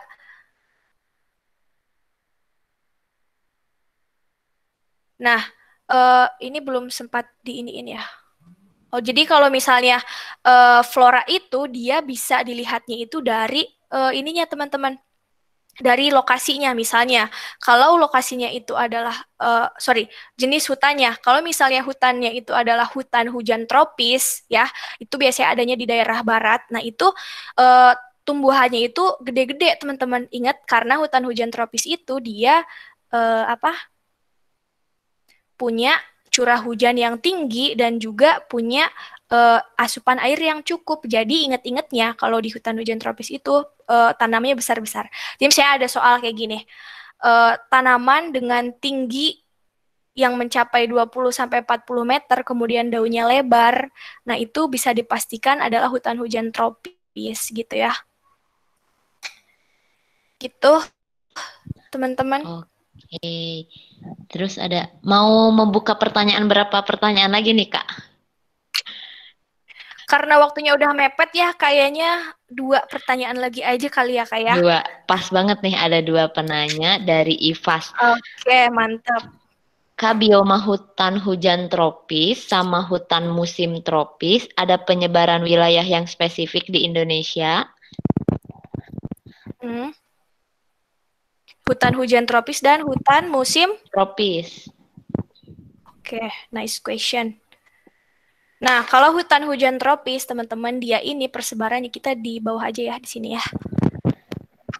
Hutan hujan tropis, nah dia itu adanya di daerah-daerah barat, teman-teman. Sumatera, kemudian daerah Kalimantan.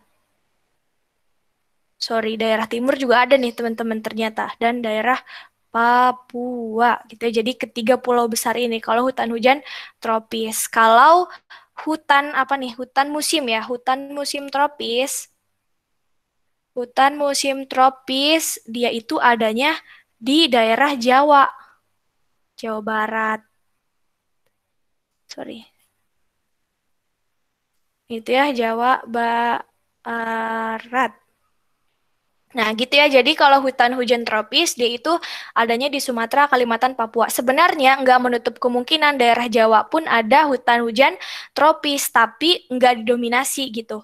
Jadi yang mendominasinya itu, hutan hujan tropis itu adanya di Sumatera, Kalimantan, Papua. Kalau hutan musim tropis, ini dia banyaknya di Jawa. Jawanya ini Jawa Barat biasanya. Kemudian daerah Yogyakarta. Itu ya. Pokoknya daerah-daerah Jawa ini biasanya didominasi dan banyak terdapat hutan musim tropis yang pepohonannya itu kayak jati gitu ya. Oke, pertanyaan yang kedua Kak, boleh? Pertanyaan terakhir berarti ya Kak ya. Kak, bisa nggak hewan yang hidup di fauna australis tinggal di fauna asiatis? Fauna australis tinggal di fauna asiatis. Nah, sebenarnya teman-teman ingat balik lagi ke konsep yang awal. Jadi setiap hewan itu tinggal di suatu wilayah. Hewan ini tinggal di suatu wilayah ini karena berbagai faktor geografisnya, teman-teman. Nah, faktor geografisnya ini seperti suhu, tadi yang udah dijelasin, curah hujan, kemudian ketinggian, jenis tanah. Nah, jadi ini tuh faktor-faktor yang sangat berpengaruh terhadap kehidupan fauna maupun flora.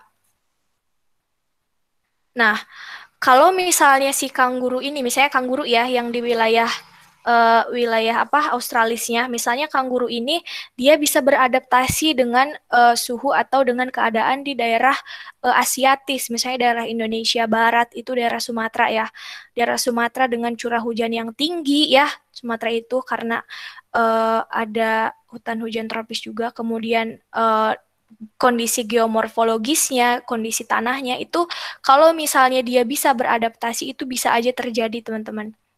Karena kan makhluk hidup ini berevolusi ya, yang tadinya hidup di belahan dunia lain pun bisa ada. Contohnya itu kayak kurma teman-teman. Kurma yang ada di Arab ternyata sekarang itu bisa dikembangkan di Indonesia. Begitu juga dengan hewan. Kalau misalnya dia bisa beradaptasi dan juga bisa oke gitu ya dengan kondisi cuaca yang ada di wilayah Asiatis itu mungkin saja terjadi dan itu bisa karena makhluk hidup ini bisa berevolusi teman-teman. Gitu deh. Oke, kalau gitu berarti sudah terjawab semua ya Kak pertanyaannya. Iya.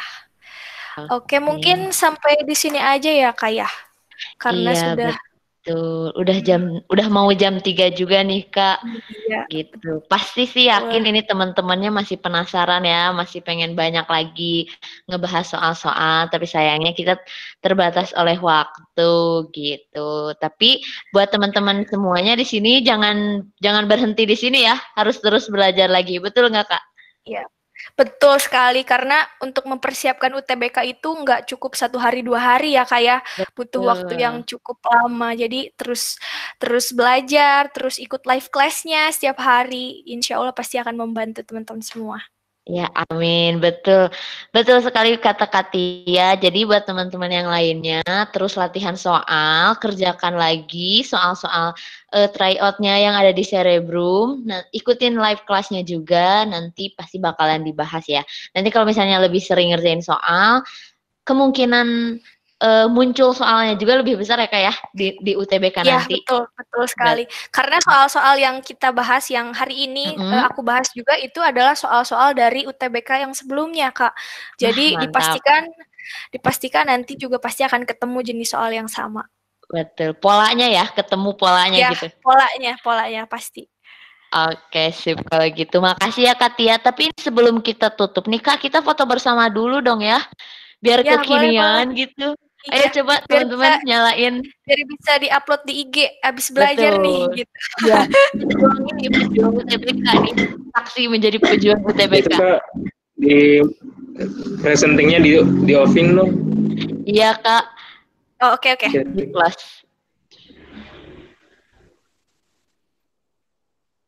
Belum mandi? Nggak apa-apa yang belum mandi. Ayo, keluarkan muka-mukanya. Pengen lihat nih gimana pejuang-pejuang UTBK. Masa lagi di WC? Gila, totalitas banget ya belajarnya. Sampai di WC aja belajar loh. Everywhere and anytime. Iya, betul. Totalitas pejuang UTBK. Oke. Halo, mana nih? Ayo, yang belum dinyalain kameranya, nyalain. Oke. Pakai mukena. Gak apa-apa, bebas. Mau pakai mukena, mau pakai anduk, mau pakai apa lagi? Ayo. Ini nih yang di... Oke, sebentar. Ayo, yang belum nyala dinyalain dulu dong. Ayo, nyalain lagi. Wah, masih banyak nih yang belum nyala. Ayo, nyalain. Ayo, nggak usah malu-malu, kita buktikan pejuang UTBK. Oke.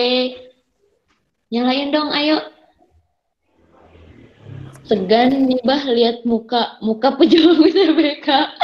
Gak apa-apa, semangat. Oh, ini ternyata ketahuan ya saingan-saingannya. Ayo dong, nyalain semua. Halo. Iya, pasti didoain ya. Semoga yang ikut live class di sini semuanya lulus UTBK. Lulus Amin. ke perguruan tinggi negeri yang diharapkan ya. Amin. Mau ke UI, mau ke Unpad, ITB, apalagi semuanya ya. Amin, didoain. Ayo dong, makanya nyalain. Kok belum pada nyala ini? Ayo yang nyalain, didoain yang nyalain kameranya, yang foto bareng di sini semuanya lolos UTBK masuk perguruan tinggi negeri impiannya. Amin. Maksa banget ya, gak apa-apa. Ayo nyalain dong. Gak apa-apa seadanya. Wait. Udah siap belum? Oke. Lagi di WC. Oke. Ayo guys, jangan tunggu lama lagi. Ya udah nih, yang ada dulu nih. Bergaya dulu dong. Senyum. Siap ya, aku hitung sampai 3. Nah, tip. 1, 2, 3. Lagi. 1, 2, 3. Bergaya boleh? Yang mau sambil bergaya? Semua on cam, iya dong. Boleh. Ayo on cam lagi, aku ini lagi ya. Wait. Nah, ayo. Semuanya on cam. Yang on cam didoain lulus UTBK 2021. Amin. Amin. Doain kan di tempat aku nggak banjir lagi. Oh, lagi banjir ya. Ya ampun, semoga nggak banjir ya. Semoga cepet surut. Wah, masih banyak nih. Ya udah, siap-siap nih ya. 1, 2, 3, senyum. Lagi bergaya boleh. Aku susah bergaya nih, lagi screenshot ininya soalnya. 1, 2, 3. Oke, udah. Makasih ya teman-teman semuanya di sini yang udah ikutin live kelasnya. Pak, kirim ke grup ya. Siap, nanti pasti dikirim. Makasih ya, Kak. Ya, makasih semuanya ya. Semoga Sama-sama. ilmu yang diberikan sama Katia bisa bermanfaat ya. Nanti keluar soal-soalnya pas UTBK. Amin. Oke, udah ada ini enggak closing statement dari Katia? Closing statement-nya apa ya? Stay focus aja deh. Stay focus and never give up. Karena itu yang sulit ya. Pasti persiapan UTBK tuh banyak distract-nya. Jadi stay focus aja teman-teman. Semangat terus. Kalau gitu. Ya udah, makasih kalau gitu Katia atas ilmunya. Sama-sama. Semoga nanti kita ketemu di live kelas berikutnya ya. Iya. Oke, makasih juga teman-teman semuanya. Dadah. Assalamualaikum. Selamat sore. Waalaikumsalam. Selamat sore. Waalaikumsalam.